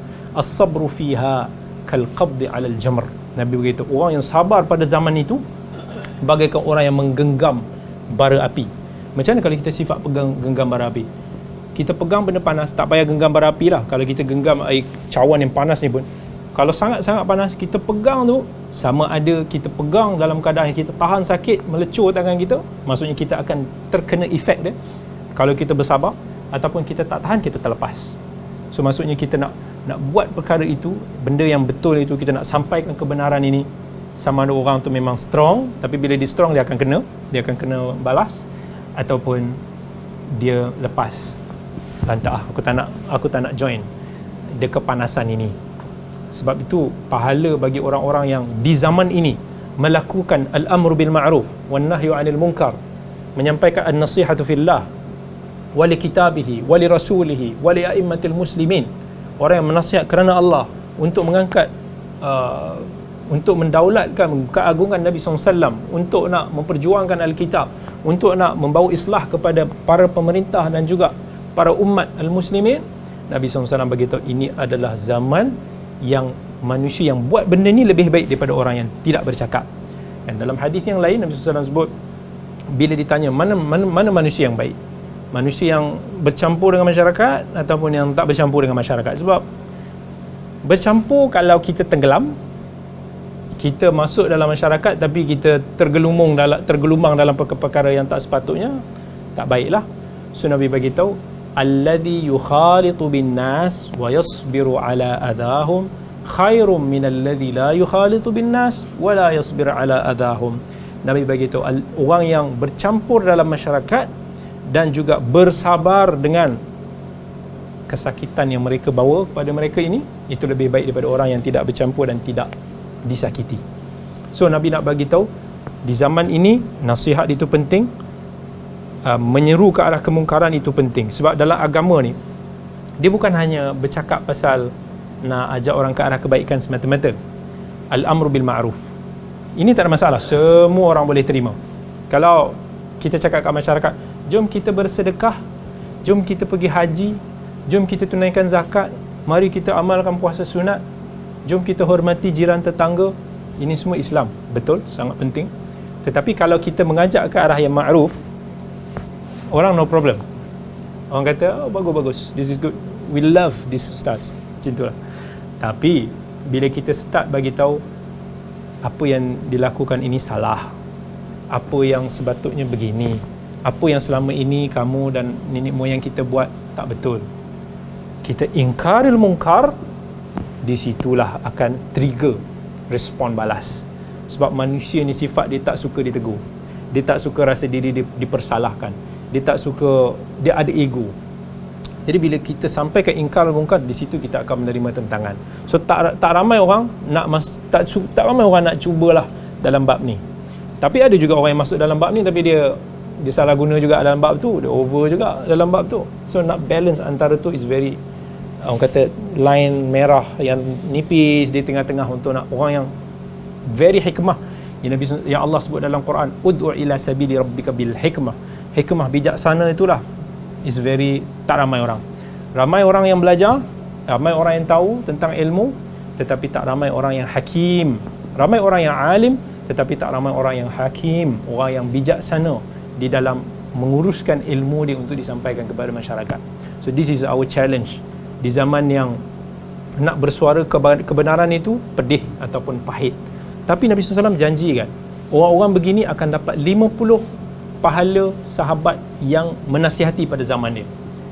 Dalam hadis riwayat Muslim, Nabi SAW sebut bahawa orang-orang yang menempuhi zaman ini, yang melakukan amr ma'ruf dan nahy anil munkar, akan dapat pahala 50 orang. So sahabat confused, 50 orang maksudnya macam mana ya Rasulullah? Maksudnya kalau zaman kita ni, saya sampaikan kebenaran yang pahit, saya akan dapat 50 pahala orang-orang lain di sekitar saya, ataupun siapa? Sahabat tanya Nabi. So Nabi jawab, al-ajru khamsina minkum, iaitu pahala 50 orang daripada kamu. Maksudnya kamu orang sahabat ni, yang kamu buat nasihat amr ma'ruf dan nahy anil munkar pada zaman kamu ini, kalau depa buat, depa akan dapat 50 kali ganda lipat daripada kamu. Sebab depa punya zaman lebih dahsyat masa tu. Depa punya zaman lebih dahsyat. Sebab zaman Nabi, at least ada Nabi. Maksudnya apa-apa pun mereka rujuk pada Nabi SAW, zaman iman yang kuat. Tapi di zaman kita, di zaman cabaran, iman kurang, ilmu pun kurang, amal pun kurang, syubhat, salah faham berleluasa. Cabaran kita untuk nak sampaikan kebenaran, nak sampaikan Islam, itu jauh lebih susah ketika ini. But alhamdulillah, Allah kurniakan orang-orang yang ghuraba di kalangan kita, nadi, ladies, tuan rumah kita, yang mana di sebalik zaman mereka yang comfort ini pun, mereka usaha untuk nak tarik manusia sikit-sikit ke arah kebaikan, supaya kita ni tak hanyut sangat. Dan bila saya pernah tanya dululah, masa dijemput pergi Dubai dulu kan, Masya Allah lah, kagum tengok semangat geng-geng ni untuk nak hidupkan suasana ilmu, nak ajak orang ke arah kebaikan di Dubai. Yang dia kata, Ustaz, kami dekat sini, kebanyakan orang yang datang kat sini, expatriate yang datang kat sini, kami datang kerja untuk nak cari kesenangan, untuk nak career kami. Kami kat sini dah jadi macam enjoy lah, sebab duit. Tapi rasa hati ni kosong, sebab kami tak dihidupkan dengan ilmu. Masyarakat kat sini pun kami rasa sayang. So kami cuba usahakan ini untuk nak tarik masyarakat ni at least attach sikit dengan majlis ilmu, attach sikit, ada peringatan, ada mencintai ahli-ahli ilmu, supaya mereka ni insya-Allah apa pun tak terlalu tersasar dan boleh kembali ke arah kebaikan.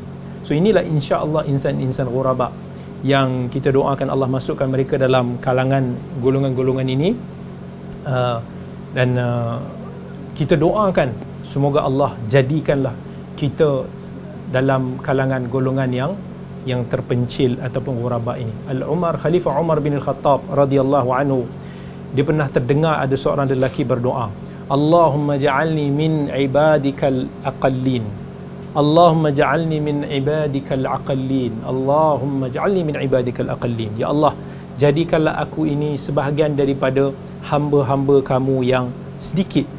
Maka Umar masa tu dia datang, wahai saudara, kenapa kamu doa begitu pula?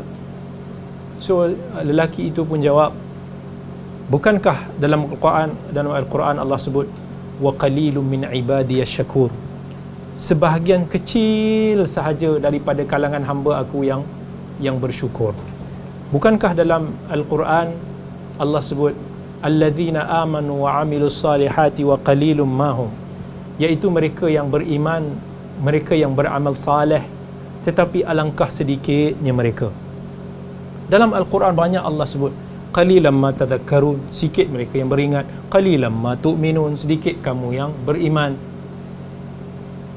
Golongan-golongan ni sedikit. Maka Umar pun bagi tahu, sadaqta, kamu betul. Ya Allah, jadikanlah kami ini daripada golongan yang sedikit. Jadi itulah doa yang kita boleh doa kepada Allah. Dalam zaman ini, apa yang penting bagi kita bukan sekadar ilmu, bukan sekadar iman, tetapi istiqamah dalam amalan. Nak menjadi orang yang ghurbah adalah mereka yang istiqamah. Tanpa istiqamah kita tidak akan boleh menjadi ghurbah, disebabkan kita tiada kesabaran untuk menghadapi kesulitan, cabaran-cabaran, kata-kata nistaan daripada orang sekeliling, pandangan orang-orang sekeliling. Kita tak akan boleh dapat itu. Tetapi dalam kita beristiqamah, mencari jalan yang lurus, yang setiap hari kita solat kepada Allah, kita doa ihdinas siratal mustaqim, ya Allah tunjukkanlah kami jalan yang lurus. Dalam surah Fatihah setiap hari at least kita baca 17 kali sehari dalam 17 rakaat 5 waktu kita. At least kalau kita tak solat sunat pun, insya-Allah selagi tak uzur, itulah kita punya doa pada Allah. Tetapi kita nak mencari istiqamah. Istiqamah ataupun diambil daripada kata jalan yang lurus, iaitu jalan yang ditunjukkan oleh Nabi kita Muhammad sallallahu alaihi wasallam. Dalam hadis riwayat al-Imam Ahmad, satu hari Nabi SAW duduk dengan Ibnu Mas'ud radhiyallahu anhu. Nabi ambil kayu, Nabi lukis dekat atas padang pasir, Nabi buat satu jalan yang lurus. Kemudian Nabi buat dekat jalan yang lurus tu, Nabi buat banyak jalan-jalan garis-garis yang celurang-celaring lah. So Nabi beritahu, jalan yang lurus ini adalah Islam. Jalan yang aku bawa dan apa yang aku tunjuk. Jalan yang bengkak-bengkok ini, setiap daripada jalan itu ada syaitan yang akan menyeru, iaitu jalan yang menyimpang daripada jalan Nabi SAW. Dan Nabi bacakan ayat, wa anna hadha sirati mustaqiman fattabi'u. Ini adalah jalan aku yang lurus, maka ikutilah dia. So itulah sebenarnya bila kita minta kepada Allah ditunjukkan jalan yang lurus, iaitu jalan sunnah Nabi SAW. Bayangkan kalau tadi kita bacakan hadis sahabat dengan suara dia dirasa lebih lantang sikit daripada Nabi pun, dia dah rasa dia sebagai penghuni neraka. Itu baru angkat suara. Macam mana pula pada zaman ini orang-orang yang meremehkan sunnah Nabi SAW, orang yang mengangkat syariat-syariat lain lebih tinggi daripada sunnah Nabi SAW, orang yang mengikut lifestyle yang bercanggahan dengan sunnah Nabi SAW diangkat lebih tinggi. Sudah pasti itu lebih dahsyat ataupun lebih teruk. Umar bin Al-Khattab marah satu hari itu, didengar dekat masjid dalam Sahih Bukhari. Umar marah bila ada dengar dua orang duk bergaduh dalam masjid. Suara dia duk kuat. So Umar pun baling batu dekat seorang sahabat muda lah, nama dia Sa'id bin Yazid. Dia sahabat yang Nabi SAW meninggal, wafat masa tu dia masih muda. So Sa'id bin Yazid tengah baring masa tu, tengah tidur. Tiba-tiba dia rasa ada orang baling batu kat dia. Dia pusing tengok Umar. So Umar tanya, siapa dua orang yang buat bising tu? Lepas tu, itu mereka bergaduh pasal ni. Lepas tu Umar pun pergi datang dekat dua orang tu. Saat dia tak pernah nampak lelaki tu, dia kata, kamu daripada mana? Dia kata, kami daripada Taif. So dia kata, nasib baik kamu daripada Taif. Kalaulah kamu daripada Madinah, la'auja'tukuma, aku akan belasah kamu. Macam tu lah. Nak kata, aku warning kau, nasib baik kau daripada jauh lah. Mungkin kau tak tahu, tapi sebab kau tak ada adab dekat masjid Nabi, padahal Nabi dah wafat, tapi mereka menganggap kehormatan hadis dan sunnah Nabi SAW selepas daripada wafatnya baginda itu sama seperti kehormatan hadis-hadis Nabi yang mereka dengar ketika hayat Nabi SAW, ataupun yang disebut hurmatu kalamihi ba'da mautih ka hurmatihi fi hayatih. Itu kita panggil macam mana sahabat Nabi SAW melalui perasaan ghurbah itu demi agama, demi kita. Sebab itulah ketika ini sekarang mereka sedang menuai pahala-pahala itu, sebab mereka melakukan dakwah, mereka melakukan nasihat, mereka menyampaikan ilmu, mereka mengajak ke arah kebaikan, mereka mencegah daripada kemungkaran, mereka menumpahkan darah mereka semua adalah untuk agama Allah. Maka sebab itulah Allah redha ke atas mereka, radhiyallahu anhum. Dan doa yang sentiasa kepada mereka. Hari ini juga bila kita sebut sahabat, kita doakan keredaan buat mereka, radhiyallahu anhum ajma'in. Moga-moga itu semua menjadi saham pahala bagi mereka dan juga bagi kita yang insya-Allah menempuhi, menyelusuri jalan itu. Tapi saya nak bagi tahu pada sahabat-sahabat semua, jika kita merasakan ghurbah dalam kita nak beramal dengan agama ini, stay firm, relax, pedulikan apa orang kata, tapi yang penting kita buat dan kita ajak lagi kebaikan itu dengan hikmah, insya-Allah. Jangan risau. Kalau dulu kan saya pernah, masa tu kita duduk dengan kawan-kawan. Masa tu kawan-kawan ni masing-masing ni yang belajar dekat Jordan, ni belajar dekat Timur Tengah ni belajar kat Syria, ni belajar kat Mesir, main bola petang-petang. Dah masuk maghrib ni, depa sebelum maghrib tu depa lepak dulu kat warung tu lah. So kita lepak. Masuk maghrib ni kita pergilah solat. Masa kita nak ajak pergi solat, semua masing-masing macam tengok-tengok kanan kiri. Tak ada siapa nak bangun. Masa tu mungkin ada 2-3 orang lah yang bangun. So kita pergi solat. Dah balik maghrib, depa masih lepak kat situ. Topik dia, belajar tempat aku lebih baik. Dia tak, tempat aku ada syekh ni. Semua bergaduh pasal tempat mana yang lebih baik kami belajar agama. Sampai dah pukul 8. Sampai dah masuk isyak. Dia kata, tak ada siapa yang, kau pun tak pergi solat ke? Malu. Sebab geng-geng member-member tak bangun. Bayangkan, kita masa tu nak fikir kejanggalan kita yang nak pergi nak bangun solat tu, meninggalkan depa. Depa cuba tak nak rasa janggal, sanggup korbankan solat, sanggup korbankan agama. So dia kata, koma ni gaduh mesti lagi bagus, syariah lagi bagus, ni lagi bagus, solat ni pun tak ada boleh jaga. Macam mana? Kata tak ada guna. Tapi macam itulah, kata hidayah tu milik Allah. Tak semestinya apa yang kita cuba sampaikan itu manusia boleh dapat manfaat ataupun ambil iktibar. But tu yang saya bagi tahu, dalam zaman ni cabaran kita adalah bila mana kita nak berhadapan dengan mainstream. Mainstream tu kadang-kadang berada di sekeliling kita sahaja, tapi kita kena buat disebabkan tuntutan agama, dan kita tahu itulah prinsip agama yang kita pegang untuk nak jaga iman kita, nak jaga ilmu yang kita telah belajar. Di situlah akan diuji sama ada adakah kita mengutamakan Allah dan Rasulnya ataupun tak. Allah tak salahkan kita nak kaya, Allah tak salahkan kita nak jadi orang berilmu, Allah tak salahkan kita ada family yang ramai. Qul in kana aba'ukum wa abna'ukum wa ikhwanukum wa azwajukum wa ashiratukum wa amwalun iqtaraftumuha wa tijaratun takhshawna kasadaha wa masakin tardawnaha ahabba ilaikum minallahi wa rasulihi wa jihadin fi sabilih. Allah tanya begitu. Allah kata, aku bagikan kau ada mak ayah, kau ada anak-anak, kau ada keluarga, kau ada isteri-isteri, kau ada harta yang bertimbun-timbun, kau ada kenderaan yang bagus-bagus ni semua. Adakah itu semua yang lebih kamu sukai berbanding Allah, Rasulnya dan jihad di jalannya?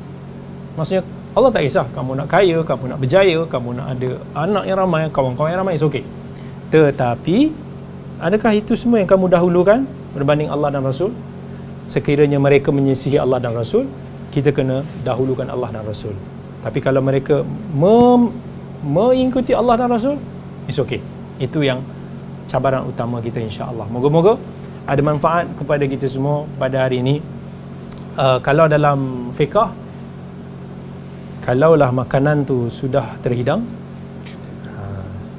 solat tu tengok konteks lah. Kalau kita memang rasa terganggu solat tu sebab terlalu lapar, maka kita makanlah dulu. Tapi dalam konteks ni biasanya akan terganggu, kan?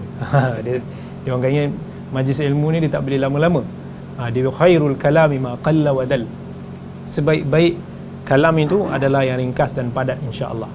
Saya tak pandai nak mengerewang sangat, so kita sampaikan apa yang padat, apa yang Allah dan Rasulnya sebut, dan insya-Allah moga-moga itulah yang kita boleh ambil manfaat bersama. Baik, kalau kata ada siapa yang bukan ada siapa yang ada soalan, siapa yang ada pandangan, silakan kongsi. Itu pun boleh.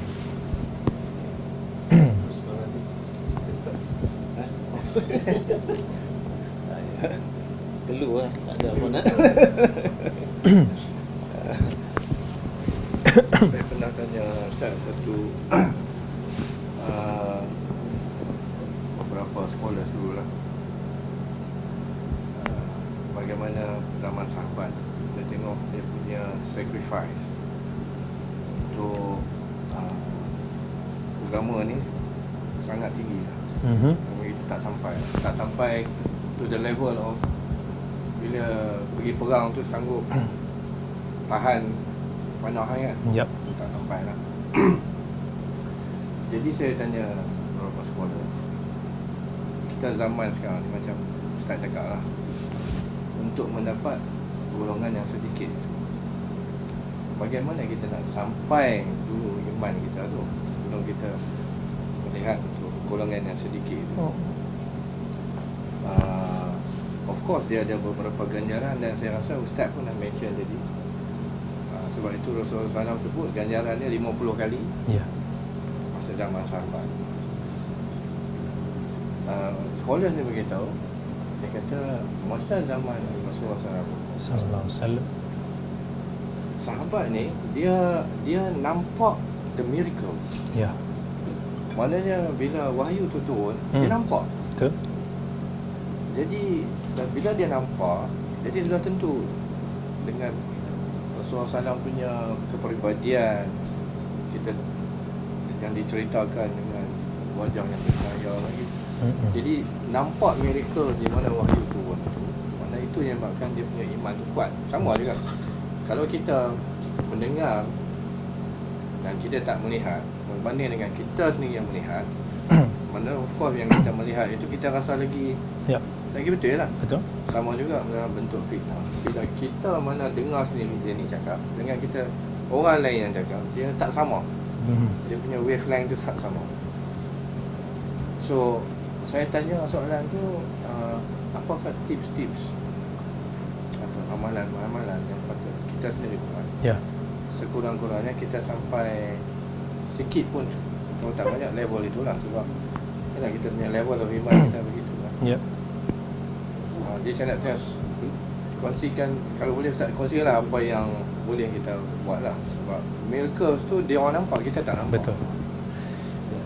Soalan yang ditanya tu sebenarnya sangat berat juga, bukan berat daripada sudut berat bagi kita yang nak menjawab juga, sebab kita pun sedang menempuhi zaman yang sama.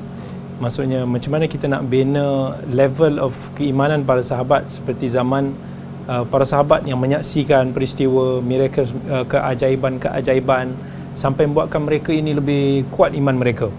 Ini sama juga macam mana kalau kita tengok zaman ayah kita atau atuk kita yang pernah melalui fasa kemerdekaan. Mereka biasanya mereka ni lebih patriotik, mereka lebih appreciate erti kemerdekaan. Tapi hari ini zaman anak-anak kita yang kita tak melalui zaman susah itu, peperangan itu, jadi mereka buatlah apa-apa sekalipun, mereka tak ada feel kemerdekaan itu sebagaimana yang dirasakan oleh atuk-atuk ataupun ayah-ayah kita lah. Bagi mereka kemerdekaan ni satu cuti. Kemerdekaan ni mungkin dibuat konsert, mungkin dibuat perarakan, buat ceramah, talk dan sebagainya, tapi mereka tak boleh appreciate tentang kemerdekaan itu sebagaimana yang zaman ayah ataupun atuk kita lalui lah. Jadi ini yang cabaran kita pada hari ini. Nabi SAW sendiri pernah rasa kagum. Nabi kata, aku kagum dengan orang yang merindui aku tetapi dia tidak bertemu dengan aku. Maksudnya dia hidup selepas daripada zaman kamu wahai para sahabat, tak pernah bertemu dengan aku tapi dia boleh rindu kepada aku. Itu yang Nabi akan rasa kagum. Sebab macam mana kita nak merindui seseorang yang kita tak pernah bertemu dengan dia? Macam mana kita nak menghayati that kind of level yang membuatkan kita akan rasa seolah-olah Rasulullah, seolah-olah Allah itu di hadapan mata. Yang level martabat ihsan yang Nabi SAW bagi tahu, kamu beribadah ni kamu rasa seolah-olah kamu melihat Allah, tapi kamu tak boleh melihat Allah, tapi kamu tahu Allah melihat kamu. Feel itu yang saya panggil sebagai iman. Ramai orang faham iman ni is iman, maybe your belief. Tapi sebenarnya iman ini satu benda yang melangkaui daripada knowledge kita, melangkaui daripada sekadar kepercayaan kita.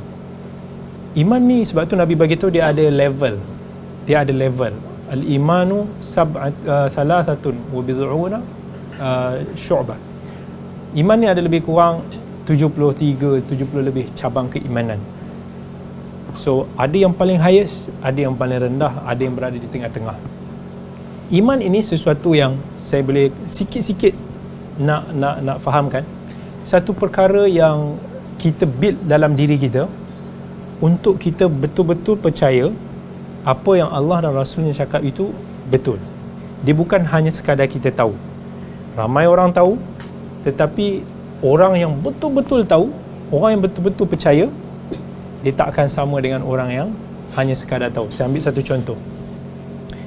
Saya pernah tegur nasihat kepada guru-guru di sekolah saya lah, saya cakap kan, antum semua tahu solat subuh berjemaah ni betapa besar fadilat dia kan. Yang Nabi SAW bagi tahu, lau ya'lamuna ma fil fajri wal isya was safil awal la atauhuma walau habwa.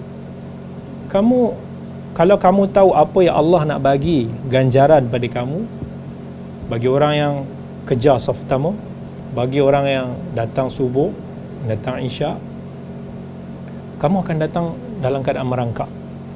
Merangkak ialah satu perumpamaan, istilah yang diberikan kepada orang yang OKU, orang yang sakit, orang yang uzur, orang yang tua, orang yang dah stroke, orang yang tak boleh berjalan, nak sangat benda tu, dia sanggup merangkak. I think saya kata everybody knows that. Ramai orang tahu. Tapi kenapa tak kuat nak bangun? Sebab kita tahu, tapi kita tak betul-betul percaya benda tu ada depan mata kita yang kita nak. Berbeza dengan orang yang totally dia nakkan benda tu, dia nampak depan mata dia, dia akan work for that. Cuma tengok masa sebelum-sebelum musim perayaan, bila ada satu syarikat jual baju raya ke, okey, dia buat satu, dia kata promosi. Selalu setiap tahun kita dengar kan, dia buat satu promosi jual baju raya RM11, RM8. Tengok manusia beratur daripada lepas isyak malam tu, kedai nak buka pagi esok tu, daripada lepas isyak malam tu dia tidur depan kedai, berebut-rebut, terpecah masuk dalam kedai tu nak dapatkan baju raya yang cuma RM11. Kalau dikira lah berapalah sangat penjimatan lah kalau orang tu betul-betul, itu pun hanya beberapa keping yang ada. Kalau kita kata baju raya normally 100, 120, tengok jenis ni, mungkin kalau dapat baju raya macam tu kita jimat RM90, RM80. Tapi kerana nilai itu, manusia sanggup berjaga mata, tidur depan kedai, menunggu begitu lama untuk mendapat ganjaran manusia. Sebab mereka believe, mereka beriman, mereka akan dapat. Kalau kita cepat, kita dapat. Tapi bila Allah yang kata, ya, tak apa, esok ada, apa we know. Kita, sebab itu yang Allah kata satu ujian pada kita. Ujian, bila kita beriman ni, besarnya cabaran dia, kita nak beriman dengan sesuatu yang kita tak nampak. Kita nak beriman dengan Allah yang kita tak boleh nampak kat dunia. Kita nak beriman dengan syurga yang mana kita tak tahu. Allah kata tak ada satu pun yang terlintas di fikiran kita, yang mata kita pernah tengok, apa yang kita pernah dengar yang sama dengan nikmat dekat syurga. So kita tak tahu nak bayangkan macam mana rupa syurga. Tapi itulah yang Allah nak kata, this is what I told you, this is what Rasulullah told you. Adakah kamu boleh ambil itu, terima iman? Macam mana iman para sahabat? Kami beriman without asking questions. Banding dengan orang kita yang tapi Ustaz cari-cari lagi jalan untuk nak keluar sana. Sahabat, okey, Nabi kata macam ni, kami go. Kita jap, yang ni sunat ke wajib Ustaz? Haram ke makruh Ustaz? Kalau makruh, that's fine. Bagi kita halal, harus. Oh sunat tak payah buat. Itu orang kita biasa. Sahabat, sunat ke wajib ke, itu bukan concern mereka. Sebab tu pada zaman mereka tak ada sangat usul fiqh. So, usul fiqh ni satu ilmu yang kena dirangka sebab masyarakat pada zaman ni dia dah mula memilih-milih. Jadi perlu tahu yang mana yang tuntutan yang wajib, mana yang tak berapa wajib. Bayangkan dalam Sahih Muslim, seorang sahabat tengah perang Uhud ni, berhenti Ustaz. Berhenti ni nak ambil kurma, lapar. Di tengah makan kurma, Rasulullah sebelah dia. Dia pun makan sikit. Ya Rasulullah, kalau aku mati dalam medan peperangan ni, adakah tempat aku di syurga? So Rasulullah pun kata, ya. Maksudnya kamu akan dapat syurga. Makan tak habis lagi, dia campak kurma tu, dia pergi terjun fight sampai dia salah seorang daripada sahabat yang terkorban, daripada 70 sahabat yang terkorban. Sebab apa? Dia tanya untuk buat, untuk nak dapat. Bila dia tahu, oh Rasulullah bagi tahu jamin tempat aku di syurga, apa lagi aku nak? Dan aku berperang ni untuk mati syahid. Dia masuk, dia bertanya untuk syurga. Kita bertanya untuk apa? Boleh Ustaz kata wajib, tapi Ustaz, kalau saya nak macam ni, boleh tak Ustaz? Kita akan cuba untuk cari yang kita tak buat, ataupun paling minimum yang kita boleh buat. Sahabat, dia nak yang paling maksimum sampai dia berkorban pun tak ada masalah. Mereka betul-betul percaya. Tapi para sahabat diuji juga. Sebab, saya bagi tahu. Kita bagi tahu zaman sahabat, mereka tengok miracle, mereka tengok Nabi. Cuba kita hidup, zaman sekarang ni orang mengaku dia Nabi kan, kita pun nak percaya pun tak boleh percaya kan. Tiba-tiba Ayah Pin lah, Rasul Kahar lah, macam-macam ajaran yang mengaku mereka Nabi. Kita tengok pun nak mempercayai seseorang di kalangan kita pun sebenarnya satu ujian besar. Kita hari ni memang sebab kita dah dengar miracle Nabi, kita dah hayati sirah Nabi, kita percaya. Tapi zaman sahabat, saudara mara sendiri tak percaya Nabi. Abu Lahab sendiri tak percaya Nabi. Sebab tu dakwah Nabi dekat Mekah tu very slow. Sebab zaman ghurbah, bersendirian, orang nak percaya susah. Walaupun Nabi tu, credibility dia, semua kredibel dia ada. Orang-orang tahu dia amanah, dia orang yang baik, orang yang jujur, orang yang amin, yang semua orang respect Nabi SAW. Walaupun ketika itu dia bukan berharta atau berkedudukan. Tetapi bila ada sahabat-sahabat yang percaya, lagi menyusahkan lah. Sahabat-sahabat yang percaya ni semua sahabat yang miskin-miskin, yang lemah-lemah, geng-geng yang kaya-kaya ni, bangsawan-bangsawan ni, dia mesti dia mengaku dia Nabi ni pasal dia nak jadi ketua. Sebab tu cara mereka deal dengan Nabi, mereka kata, ya Rasulullah, kalau kau nak perempuan, kami bagi kau perempuan. Kalau kau nak jawatan ketua, kami bagi kau jadi ketua. Kalau kau nak ini, kami bagi kamu ini. Maksudnya, dia faham Nabi buat ni untuk keduniaan. Susah nak percaya. Tapi bila dakwah Islam dah tersebar, orang tengok Nabi kuat, contoh-contoh kebenaran tu dah banyak, lagi mudah orang untuk accept. Sebab tu penyebaran Islam itu selepas era Nabi lagi cepat. Di Madinah lebih cepat daripada di Mekah. Tapi permulaan, orang panggil yang nak berjuang daripada awal bersama, yang percaya, yang follow, yang itu yang susah. Tuan kata yang nak bersama perjuangan daripada awal tak ramai. Yang nak menuai hasil di akhir itu ramai. Itu yang kita kata cabaran orang pada zaman dulu. So pada zaman kita ni sebenarnya cabaran kita mudah, kita dah tahu. Berdasarkan apa yang kita belajar, berdasarkan ulama, berdasarkan ikutan ini semua, kita tahu kebenaran itu bersama dengan Nabi kita. So kita percaya dia adalah Nabi kita, cuma tinggal kita nak percaya dengan syariat dia. Itu sahaja. Zaman dulu dia nak percaya adakah Nabi Nabi ataupun tak. Tapi bila mereka dah percaya Nabi itu Rasul, yang lain tu dah kami kuat. Sebab dia dah percaya Nabi depan mata kami, kami follow. Zaman kita sekarang, kita mulah nak percaya Nabi itu Rasul. Sebab tu kita nak ajar anak-anak kita semua senang. Tapi nak amalkan apa yang Nabi cakap, itu cabaran kita pada zaman sekarang. That's nak dapatkan iman itu, first kali kita kena ada ilmu lah. Ilmu ni penting untuk kita tahu. Kalau dalam amalan, kita penting juga untuk kita tahu tentang fadailul amal. Fadailul amal ni ganjaran-ganjaran yang Allah nak bagi pahala. Itu boleh jadi motivate kita. Macam tadi kita bawa contoh orang yang datang solat dekat masjid. Allah nak, kita nak. Allah nak bagi sesuatu yang tak tergambar kepala kita. Kalaulah 2 rakaat fajar tu yang Nabi SAW bagi tu khairum minad dunya wa ma fiha, lebih baik daripada dunia dan seisi dia, tu baru 2 rakaat sunat. Bayangkan yang fardu, pasti lebih besar. Kita nak tahu. Sebab tu penting nak tahu apa yang kita nak daripada Allah. Sebab nak ikhlas ni adalah sifat apa yang kita nak, ganjaran daripada Allah, bukan daripada manusia.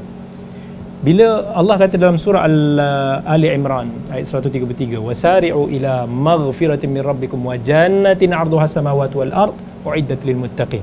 Allah kata bersegera untuk nak kejar pengampunan Allah, bersegera untuk nak merebut syurga Allah yang seluas langit-langit dan bumi, yang Allah bagi pada orang muttaqin. Kita nak fikir, kalaulah rumah kita dekat dunia yang kecil ini pun kita dah berebut-rebut nak, takkan Allah nak bagi kita syurga yang kita tak boleh imagine.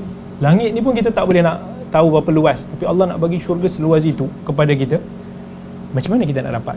Kalau sahabat, dia akan fikir, apa ayat tu cerita pasal apa? So Allah kata alladzina yunfiquna fis sarra wad-dharra wal-kadhibina al-ghaidh wal-'afina 'anil nas. 3 ciri Allah sebut. Orang yang selalu bersedekah, berkongsi rezeki mereka senang dan susah. Ramai orang kongsi masa senang, masa susah juga orang nak kongsi. Orang yang mampu untuk nak menahan amarah diri dia tak simpan dendam, dia bersihkan hati dia. Di kala dia mampu nak marah tapi dia tahan. Dan orang yang afina 'anil nas, orang yang mudah nak memaafkan manusia. 3 ni susah kita nak buat. Walaupun macam senang ni kan, sebenarnya susah. Kalau kita bahas lagi 3 ni, inilah 3 benda yang paling susah kita nak buat, sebab dia ada ego kita, dia ada emosi kita yang kita main. Tapi kalau kita boleh atasi benda tu, kita fikir, aku nak syurga Allah yang luas macam tu, so aku kena cubalah, aku akan cuba. So kita cari pula, okey, syurga Allah ni macam mana sifat-sifat dia yang Allah sebut dalam Quran dan hadis. Kita tak boleh tahu secara detail, kita tak boleh terbayang, tapi we can get a picture lah, lebih kurang. Maksudnya, bayangkan dalam satu riwayat, lelaki yang terakhir masuk syurga, dan riwayat Imam Ahmad dan banyak lagi, orang terakhir masuk syurga. Bila dia masuk syurga, dia tengok syurga ni, dia kata, adakah aku masih ada lagi tempat? Macam semua tempat dah occupied. So Allah kata, kamu reda tak aku bagi kamu kedudukan, tempat, kurniaan seperti orang yang paling berkuasa, yang paling kaya dekat muka bumi dulu? Dia kata, okey, aku reda, aku doublekan, aku reda, aku gandakan lagi, wa mithluhu sampai lelaki tu kata, stop, cukup bagi aku. Maksudnya, untuk orang yang paling, orang Muslim lah, mukmin yang paling rendah darajat dia pun, kat syurga dia boleh dapat berganda-ganda daripada bumi ni. Bayangkan orang yang bersama dengan as-siddiqin was-syuhada was-salihin, orang yang Allah bagi tahu tempat-tempatnya the highest level. Setengah riwayat bagi tahu, orang ni nak melangkah dia punya kawasan, orang terakhir masuk syurga ni, dia nak settle dia punya kawasan yang dia dapat dekat syurga itu pun beribu tahun tak habis lagi. Itu baru dia. Macam mana dengan level orang yang highest level daripada dia? Kita cannot imagine. Sampai ada hadis-hadis, kita baca hadis-hadis Allah cerita pasal syurga, ada berapa tingkatan, macam mana sifat pokok dekat syurga tu je. Allah sifatkan 100 tahun berjalan tak habis. Itu baru satu pokok. Satu bilik dekat syurga yang Allah bagi tahu tu, yang Nabi SAW cerita, lebih kurang sekitar 60 mil batu, lebih kurang 100 km ke km kot, sekitar tu lah kan. Sekitar itu dia punya luas baru satu bilik. Kalau kita ada banyak bilik, kalau setiap hari kita solat 12 rakaat rawatib yang Nabi SAW suruh kita jaga, setiap hari kita akan dapat istana kat syurga. Kalau kita ada ribu-ribu istana dekat syurga, something yang very kita tak boleh. But kita nak tak benda tu? Itu je persoalan. Kita nak, insya-Allah tak ada apa yang boleh stop kita. Kalau kat dunia orang nak bagi kita pun kita nak. Tengok, bayangkan tuan rumah Abang Nazli kat Pitch, dia tahu nak ajak saya susah, tapi dia offer, okay Ustaz, this is favourite food of you, nasi dagang. This is nasi dagang yang Ustaz selalu minta dan sebut-sebut. Saya tak boleh refuse. Bayangkan nasi dagang tu pun dah buatkan kita macam I have to come. Bayangkan syurga yang subhanallah, just kita nak ke kita tak nak. So saya akan compare, nasi dagang aku nak, takkanlah syurga yang Allah nak bagi jauh lebih besar tu aku tak nak. Aku nak ke tak nak sebenarnya syurga ni. So kadang-kadang kita fight dalam nafsu kita, dalam diri kita. Wallahil azim, it's not easy. Bagi saya sendiri yang pernah melalui fasa, let's say nak bangun subuh ni, Allah susah contoh, memang susah. Tak ada zaman kita tahu tapi kita tak believe. Ada je excuse, tak apalah semalam aku lewat sikit, tak apalah hari ni, tak apalah, oh alarm tak bunyi, moga Allah kira kata tak ambil kira lah, kita tertidur, rufi'al qalamu an thalath, dan Allah tak kira dia angkat pen tu, melainkan orang yang tidur, orang yang gila, aku tidur, cari je excuse nak uzur untuk tak buat. Tapi when kita alhamdulillah ada sikit-sikit kesedaran tu, kita sampai kata walaupun aku tidur pukul 5 pagi, setengah jam, bangun balik kepala bingit, baru tidur lah tak tidur, baru kepala bingit, I have to go. Why? Sebab kita terbayang, I want that.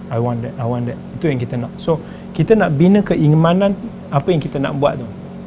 So from knowledge, from keinginan yang kita nak buat, so harapnya itulah yang menguatkan keimanan kita. Kita tak boleh compare dengan iman sahabat, definitely. Sahabat Nabi pun bagi tahu sahabatnya iman ni, especially Abu Bakar punya iman ni, kalau ditimbang dengan iman kita semua ni, kita akan gagal lah. Tapi satu benda yang saya nak share, daripada satu intipati hadis Nabi, maybe the person yang umpama Abu Bakar, yang dia akan dapat masuk daripada pintu syurga yang pelbagai lah. So di syurga kita ada pintu puasa, pintu Ar-Rayyan, kita ada pintu As-Sadaqah, maksudnya setiap orang akan ada bahagian-bahagian dia. Kita mungkin tak boleh buat semua bahagian. Ada orang dia rajin bersedekah, mungkin dia tak rajin berpuasa sunat. Ada orang rajin puasa sunat tapi sedekah kurang sikit. Tapi kita nak at least nak satu pintu syurga. Nak compare dengan Abu Bakar is too hard. Sampai Abu Bakar is totally amazing. Satu hari lepas subuh, sahabat Nabi tanya sahabat, siapa hari ni lepas subuh ni, bukan lepas isyak, lepas subuh, siapa hari ni yang berpuasa? Abu Bakar angkat tangan. Siapa hari ni yang dah pergi visit orang sakit? Abu Bakar angkat tangan. Siapa hari ni yang dah iringi jenazah? Abu Bakar angkat tangan. Semua orang macam, what? Lepas subuh kot, bila masa dia pergi ini semua? Abu Bakar cerita, awal pagi tadi aku on the way pergi masjid, aku singgah sahabat aku yang sakit. Lepas tu aku dengar ada sahabat tu meninggal, aku pergi settlekan dia punya pengemumian, dan hari ni aku berpuasa.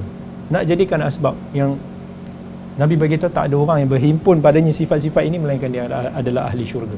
Abu Bakar dia akan masuk pintu syurga yang semua dia boleh masuk. Dan tapi iman dia is different. Nabi tanya dalam perang Tabuk, kalau orang jemaah Tabuk ni dipanggil sebagai Jaishul Usrah, tentera yang susah. Sebab masa tu kemarau, ekonomi teruk, nak pergi perjalanan jauh. Tak ada orang yang nak sponsor. Nabi kata, siapa di kalangan sahabat-sahabat yang willing untuk infak, untuk sedekah? Umar datang, separuh harta. Uish, besar lah tu. Kan, kalau kita dalam bank, kita ada RM1,000,000, letak RM500,000, kita dah rasa I'm ahli syurga, ahlul jannah. Yang kita rasa macam tu. Sekali Abu Bakar relax semua. Sampai kan Umar pun tercengang tengok, what? Semua? So Rasulullah tanya, apa yang kau tinggalkan untuk family kamu? Aku tinggal Allah Rasul dia. That's fine. Bayangkan itu dia punya level. Tak cakap banyak, Allah Rasul suruh, aku buat. Allah Rasul minta, it's for you. My life is for agama, for Allah, for Rasul. Tanpa cakap banyak. Tak ada fikir-fikir, nanti tinggal berapa, bekalan cukup berapa hari, anak aku macam mana. Dia Allah Rasul, Allah Rasul. That level. Kita nak buat macam tu, mungkin susah. Tak apa, it's okay. Jangan give up. Kita tak cuba jadi macam mana para sahabat, tapi at least masuk daripada satu pintu syurga tu kita ambil. Okay, seorang kata, aku strength aku untuk aku boleh jaga salat jemaah ke masjid, pegang yang tu insya-Allah sampai mati. Ada orang yang dia kata, aku rajin berpuasa sunat. Saya dalam beberapa minggu yang sudah, kebetulan saya jumpa kat satu minggu lepas tu, saya solat kat satu masjid kat KL. Ada seorang pakcik tua, tiba-tiba dia datang, dia salam. Oh, dia Dr. Kamilin. Oh, ya. Saya pakcik selalu follow video Dr. Kamilin. Saya kata terkejut, pakcik pun follow. Maksudnya pakcik-pakcik pun tengok video. Ingat pakcik-pakcik dia tak tengok sangat video-video TikTok ke IG. Rupanya dia rajin tengok. Dia kata dia nak tanya satu soalan. Okey. So dia pun tanyalah, dia kata, saya ni nak tanya betul ke perbuatan saya ni? Pakcik ni dah tua ni, dah 70 dah kot, 74. Dia kata, pakcik bulan Muharram ni, sekarang bulan Muharram ni pakcik nak full puasa 30 hari. Boleh tak? Lepas tu pakcik hari tu bulan Zulhijjah pakcik puasa 30 hari. Bulan Syaban pakcik puasa semua. Kita dengar tu pun, masya-Allah. Puasa sebulan penuh. Lepas tu kita pun bagi tahulah, sebaik-baik puasa Nabi bagi tahu puasa Nabi Daud. Ada sehari, selang sehari. Nabi mungkin banyak berpuasa pada Syaban. Bulan-bulan lain kalau rajin puasa Isnin Khamis pun dah cukup bagus. Saya bagi tahu pasal Islam dia tak nak kita ghulu. Islam tak nak kita ekstrim supaya kita tak jemu, kita tak give up. Islam nak kita konsisten. Walaupun sikit-sikit kita konsisten. Pakcik tu kata, tapi pakcik insya-Allah pakcik tak rasa jemu sebab pakcik rasa pakcik hidup yang tinggal ni tak banyak. So pakcik rasa apa yang pakcik tertinggal pakcik nak buat. Pakcik tak rasa apa-apa. Saya kata okey, pakcik rasa tak ada apa-apa, pakcik nak kuat berpuasa, moga-moga Allah ganjarilah pakcik di atas kesungguhan pakcik berpuasa. Kita dengar pun masya-Allah. Aku susah nak puasa. Nak puasa sunat, satu struggle. Wah, hari ni kena puasa. Nak tengok makanan-makanan depan mata susah, sangat-sangat susah. Puasa Ramadan tu sebabkan kita terpaksa. Tapi ada orang Allah bagi dia mudah berpuasa. Nak jaga solat punya susah, punya liat. Ada orang bersedekah tu macam air je dia boleh bagi. Ada orang nak keluar tu fikir dulu jap. Calculate dulu. Adik-beradik nak pinjam RM10 tulis dalam buku. Tulis dulu. Ada orang macam-macam. Tapi carilah amalan-amalan kebaikan yang kita boleh buat secara berterusan. Sebab kata Nabi SAW, bila ditanya ayyul amali ahabbu ilallah, apakah amalan yang paling Allah sukai, Nabi SAW jawab, adwamuha wa inqal, amalan yang berterusan walaupun sedikit. So kita mula daripada sedikit, insya-Allah naik konsisten, insya-Allah Allah akan ganjari kesungguhan kita itu. Dan insya-Allah itu kita doakan. Yes.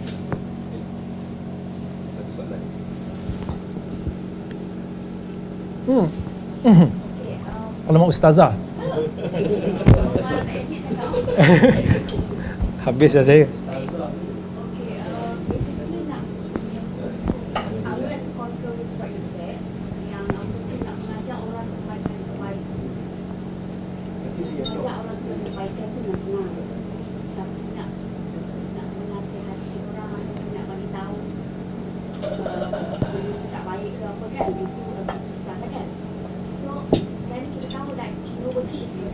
Ya. So kadang kita nak tegur tu pun macam aku tak tegur ni, aku bukan je baik sangat. So let's say macam kalau aku tegur, macam orang macam fire guy, kau pun macam ni. So apa yang patut kita buat. That's one question. Second question saya lupa lah kalau dah tegur. Oh bagus. Terlupa itu sifat yang baik sebagai insan. Jadi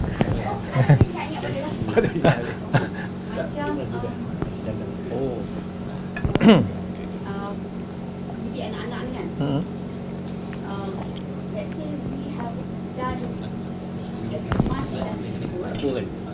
Let's say anak-anak tu macam contohnya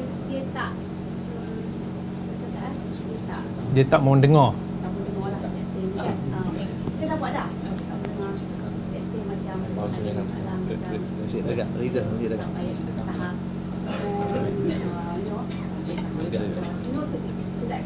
Ya.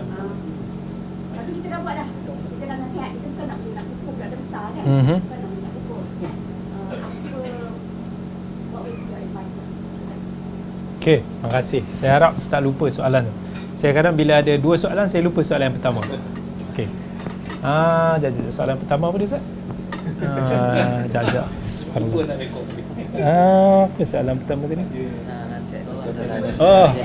Nasihat orang tapi kita tak sempurna. Alright. Okey. An-nasihah adalah satu, bila kita nak menasihati orang, kita kena tahu agama ni adalah agama nasihat. Subhanallah, dia punya ujian ustazah, makanan nasi dagang tu sampai time ni kan, macam mana kita nak jawab dengan makanan yang sedap ni dah bau. Okey, kita cuba jawab ringkas. Okey, agama ni nasihat. Kata Nabi SAW dalam hadis riwayat Muslim, ad-dinu an-nasihah, ad-dinu an-nasihah. Nabi sebut 3 kali, ad-dinu an-nasihah. Satu yang Nabi nak bagi tahu, agama ini terkepung maksud dia pada nasihat. Sebagai contoh, bila Nabi kata al-hajju arafah, al-hajju arafah, haji itu arafah, bukan tak ada benda-benda lain, tapi arafah is the most important thing lah dalam kita melakukan haji. Ad-du'a'u mukhul ibadah. Doa ini satu ibadah. Maksudnya doa daripada Allah, hubungan kita dengan Allah ni benda antara yang terpenting dalam ibadah. Begitu juga bila Nabi bagi tahu 3 kali Nabi sebut ad-dinun nasihah, agama itu adalah nasihat. Bukan Ustaz Adin ni. Okey. Maksudnya agama dia memang sangat penting untuk elemen nasihat. Nasihat ni, apa maksud nasihat? Bukan nasihat bahasa Melayu. Saya tak tahu macam mana nak terjemah dalam bahasa Melayu. Nasihat dalam bahasa Arab, asal maksud dia adalah membersihkan. Maksudnya benda yang dipisahkan, yang tidak ori dengan yang ori. Bila dalam bahasa Arab dipanggil labanun nasih, susu yang nasih. Maksudnya susu itu lepas diperah telah diasingkan, yang mana kotor, yang mana buih-buih ke apa tu semua dia dah pising jadi susu yang pure. So kita panggil sebagai susu yang disaring lah. Jadi bila Nabi berkata agama nasihat, maksudnya agama ini adalah untuk menyaring, untuk nak bezakan di antara yang hak dan yang batil. Maksudnya mesti kena tegur, mesti kena ada elemen nasihat untuk kita bagi tahu yang mana yang salah, yang mana yang betul. So itu tanggungjawab kita. Dan Nabi galakkan kita, walaupun Nabi bagi tahu balighu anni walau ayah, sampaikanlah aku walaupun sepotong ayat. Maksudnya kalau kita tahu sikit pun kita cuba bawa manusia ke arah manfaat tersebut. Cuma zaman sekarang ni orang yang tak mau dengar nasihat, biasalah macam saya bagi tahu, manusia bila ditegur dia tak boleh diterima. Dia ajak buat kebaikan, okey, dia tak marah. Tapi bila ditegur dia akan kata, engkau pun sama, kau pun aku tengok banyak aja kurangnya, engkau bukan malaikat. Jangan nak tunjuk sangatlah baik. Itu biasanya orang akan balas. Tapi tugas kita sebagai seorang yang nasih, kita kena muhasabah diri kita. Dalam apa yang kita nak sampaikan, kita nasihat orang berdasarkan apa yang kita amalkan. Maksudnya supaya tak dijadikan hujah di hadapan Allah. Ya Allah kata dalam surah Al-Baqarah, atamuruna an-nasa bil birr wa tansawna anfusakum. Kamu lupa diri kamu ke? Kamu ajak orang ke arah kebaikan, kamu lupa yang kamu kata lebih je lah. Ya ayyuhalladzina amanu lima taquluna ma la taf'alun. Allah kata lagi, wahai orang beriman, kenapa kamu kata apa yang kamu tak buat? So yes, dalam perkara yang kita tak buat, kita kena berhati-hati supaya kita tak termasuk dalam golongan tu. Cuma dalam kita memberi nasihat ada 2 maksud. Satu, nasihat itu kita bagi kongsikan dengan keadaan aku pun nak dapatkan intipati. Contoh macam saya, kalau saya bagi talk hari ni, bukan saya nak share pada semua orang sebenarnya. Sebenarnya saya nak share pada diri sendiri. So kita tahu ni peringatan untuk diri sendiri. Ini nasihat untuk diri sendiri. Kalau ikut saya punya ni, saya rasa macam saya lah yang paling kurang lah di sini, daripada sudut ilmu, amal dan semua. Tapi bila kita sebut ni macam, moga-moga aku beringat lah, moga-moga aku dah cakap ni, aku pun akan dapat manfaat semua sama sekali lah. So itu tujuan begitu baik. Dan satu lagi, dalam kata yang kita cakap, kita tahu memang kita tak buat dan kita tak ada intention untuk nak amalkan. Yang ini yang Allah keji lah. So bila kita sampaikan nasihat dalam perkara yang basically benda yang kita jelas tahu, dan yang keduanya dalam keadaan kita nak kita dan dia sama-sama dapat manfaat. So itu adalah agama Allah. Jangan tinggalkan benda itu. Pada anak kita, pada sahabat kita, kita tegur, tapi dengan hikmah yang kita kenal. Tak semua orang kita boleh buat satu cara kan. Ada kawan, ada orang ni, sebab tu dalam Islam ada cara. Kita nak nasihat mak kita, ada kaedah dia. Nak nasihat ayah kita, tak sama macam mana kita nasihat kawan-kawan kita kan.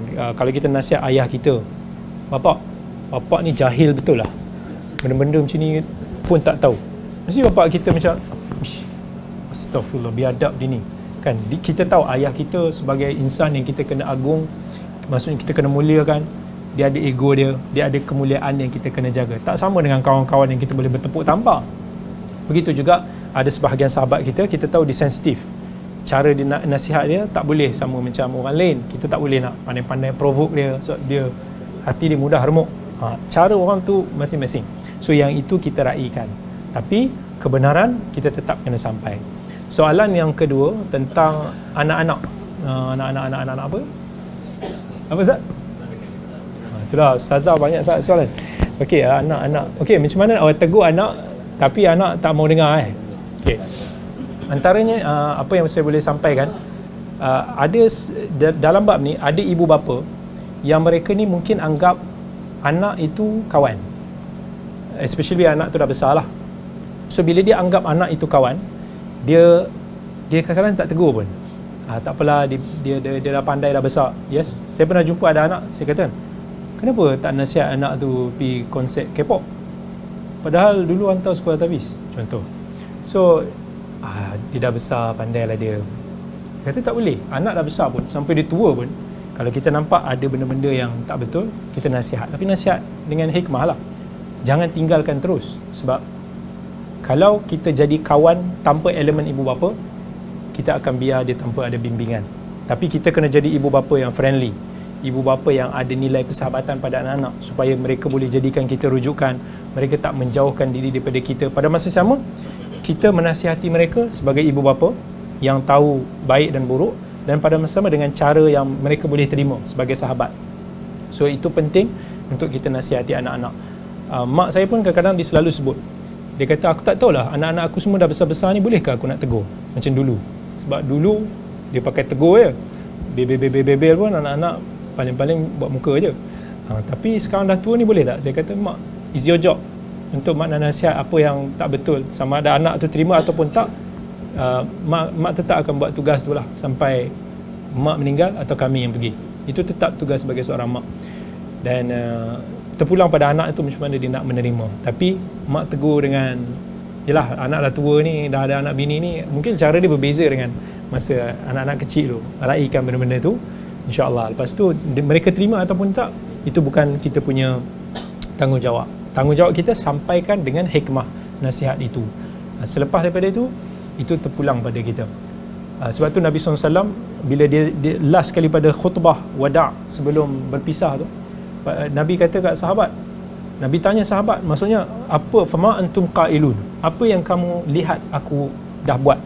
So sahabat kata, qad ballagt wa addait wa nasaht, kamu telah menyampaikan, kamu telah bagi kami nasihat, kamu maksudnya telah bagi tahu kami mana yang hak dan kami yang batil.